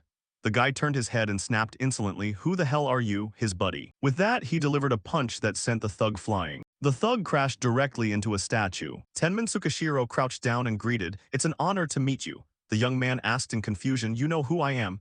Yeah, I know you. The sole craftsman from the ruined world, the creator of game-breaking items. You are Mochizuki Koji, a hunter. Building a good relationship with him will bring countless benefits. Tenman Tsukashiro reached out a helping hand. Need a hand? After all, he is the only person in this entire country capable of crafting growth-type items. Shifting the scene to the warehouse, Mochizuki Koji asked, are you the customer? Tenman Tsukashiro confirmed, that's right, but how on earth did those guys beat you up this badly? He gave a goofy smile and said, it's nothing serious. He thought to himself, you look like that and call it nothing. Mochizuki Koji recounted, about a year ago, a guild called Seihin run by a guy named Ryoma Ashino appeared. Most craftsmen around here had to take out loans just to keep their workshops running. He vented with frustration. The problem is that Ashino's gang uses practically scammy contracts to confiscate our items, pile up debt on our heads, and turn us into slaves. We're just craftsmen with hardly any combat ability, so we can't do anything but put up with it. Mochizuki Koji reassuringly chimed in with excitement, but don't worry, they've only been harassing us for a month. I can endure another year if necessary. Tenman Tsukashiro was left speechless. The guy has lost his mind, he hasn't changed a bit compared to before my regression. Flashback to the past, Mochizuki Koji was captured. He muttered incessantly, I have to keep forging equipment, I have to keep crafting the best gear. Then Mochizuki Koji screamed, my hammer, if only I still had my old hammer. A few people gossiped among themselves. Is that the weirdo everyone's talking about? Suddenly, Tenman Tsukashiro's shirt was grabbed by Mochizuki Koji. He panicked and blurted out, my old hammer, it's been waiting for me all this time, sitting in the corner of that dark warehouse. He urged repeatedly, it's waiting for me, come on, let's go. Mochizuki Koji rambled on, my hammer, I need my hammer. Tenman Tsukashiro sighed internally, good grief, he's seriously out of his mind. He wondered, hey, why was he arrested? Kyoya Hidaka explained, I heard he assaulted some refugees and stole their jewelry, supposedly to forge some kind of equipment. Returning to the present, Tenman Tsukashiro finally understood. Back then, I just thought he was rambling, but if what he said was actually the truth. Tenman Tsukashiro asked aloud, is there an old hammer around here? Mochizuki Koji was surprised. How do you know about that? There is one actually. He asked, where is it now? He stammered. Well, that guy Ashino, he took it away. Hearing this, Tenman Tsukashiro rested his chin on his hand and thought, this is starting to get complicated. I was hoping to get that hammer back into his hands. Mochizuki Koji cheerfully suggested, you can get it back if you pay off the debt, but it's nothing special anyway, so don't worry about it. Tenman Tsukashiro questioned, how much do you owe? He stated about 10 million yen. He froze, are you serious? At that moment, Mochizuki Koji remembered. By the way, do you need me to help you with something? He answered bluntly, there's only one reason a hunter seeks out a craftsman. I want to commission a piece of equipment. Mochizuki Koji looked back guiltily, but right now that's going to be a bit difficult. He pointed and signaled, they're back again. A few guys swaggered in and called out, hey Mochizuki. The guy who snitched earlier, boss. He pointed at Tenman Tsukashiro, that's him. Ryoma Ashino loudly declared, so you're the one giving my subordinates a hard time. He and his men surrounded the two of them. Who the hell do you think you are, coming to my turf to pick a fight? Ashino threatened. If you don't want to lose your life for poking your nose into business that isn't yours, get lost right now. Tenman Tsukashiro noticed the emblem on his shirt, feeling a bit uncertain. I feel like I've seen this guy somewhere before. The next second he activated his skill. Use memory tracing skill level 10. Kyosuke appeared and said, looks like some people are trying to win my favor. The emblem is the same as the one he's holding, carry this emblem with you. Tenman Tsukashiro immediately took out his phone. Now I remember. Ashino stepped closer to him. You're seriously going to waste an opportunity like this? Get the hell out of here. Tenman Tsukashiro casually answered the phone. Yeah, it's me, I've got something to take care of. Can you give me a hand? Right now His gaze paused for a second. Hey. He ordered you guys give him a hand. Looks like he needs some assistance. But Tenmin Tsukishiro held his phone right out in front of him. This person wants to talk to you. Ashino looked confused. What the hell are you rambling about in a situation like this? Even so, he took the call. Hello, it's Sengoku, who's this? A second later, Ashino suddenly realized. Yes, sir, understood. He hurriedly gestured to his subordinates. That's enough. The guys then warmly welcomed Tenman Tsukishiro. Geez, if you knew Mr. Sengoku, you should have said so earlier. A little later, Tenman Tsukishiro held the old hammer in his hand, turned around and asked, is this what you mean? His hand gently pulled a potion out of his pocket. Tenman Tsukishiro calculated. Even after using it this time, there should still be a few drops left. He quickly dropped a single drop onto the hammer. The system notified, target item has returned to its original form. Acquired unique item Daedalus's hammer. Tenman Tsukishiro held the overflowing power of the hammer in his hands, while Mochizuki Koji's eyes lit up with utter adoration. He asked in bewilderment, but why? Tenman Tsukishiro didn't let him touch it. Your debt is 10 million yen. He declared, I paid off your debt and took this as part of the deal. That means this hammer belongs to me now. Mochizuki Koji eagerly pleaded. Wait, I'll do anything, just let me hold that hammer for a second. Tenman Tsukishiro reached inside his shirt and pulled something out. If you want it that badly. He presented a contract.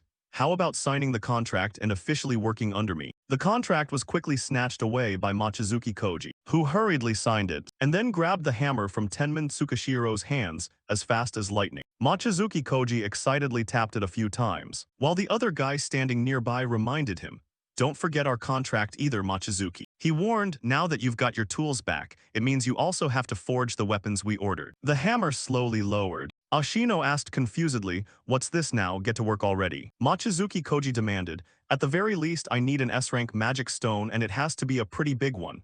You bastard. Ashino flew into a rage. Our equipment deliveries are falling behind, and because of that we're about to lose ownership of the gate we worked so hard to win. Mochizuki Koji retorted, I don't care if it's F-rank equipment or whatever, just gather whatever you can and forge them. He stated it has to be a big gate. Hearing that, Ashino felt completely helpless. This gives me such a headache. Tenman Tsukishiro stepped forward and interrupted. Could that gate happen to be C-rank? He confirmed. That's right, we were supposed to finish conquering it this week, but because of this guy, the whole plan went down the drain. He offered a condition, in that case I'll assist you guys as a support hunter. He was surprised, no offense, but what's your hunter rank? Tenman Tsukishiro replied confidently, D rank. A short while later, they arrived at the portal gate, and Ashino looked completely dazed at the sight before him. In theory, I'm a D rank too, but all by himself, Tenman Tsukishiro had wiped out the surrounding monsters. He asked in disbelieving shock, what the hell is that? Who on earth is that guy?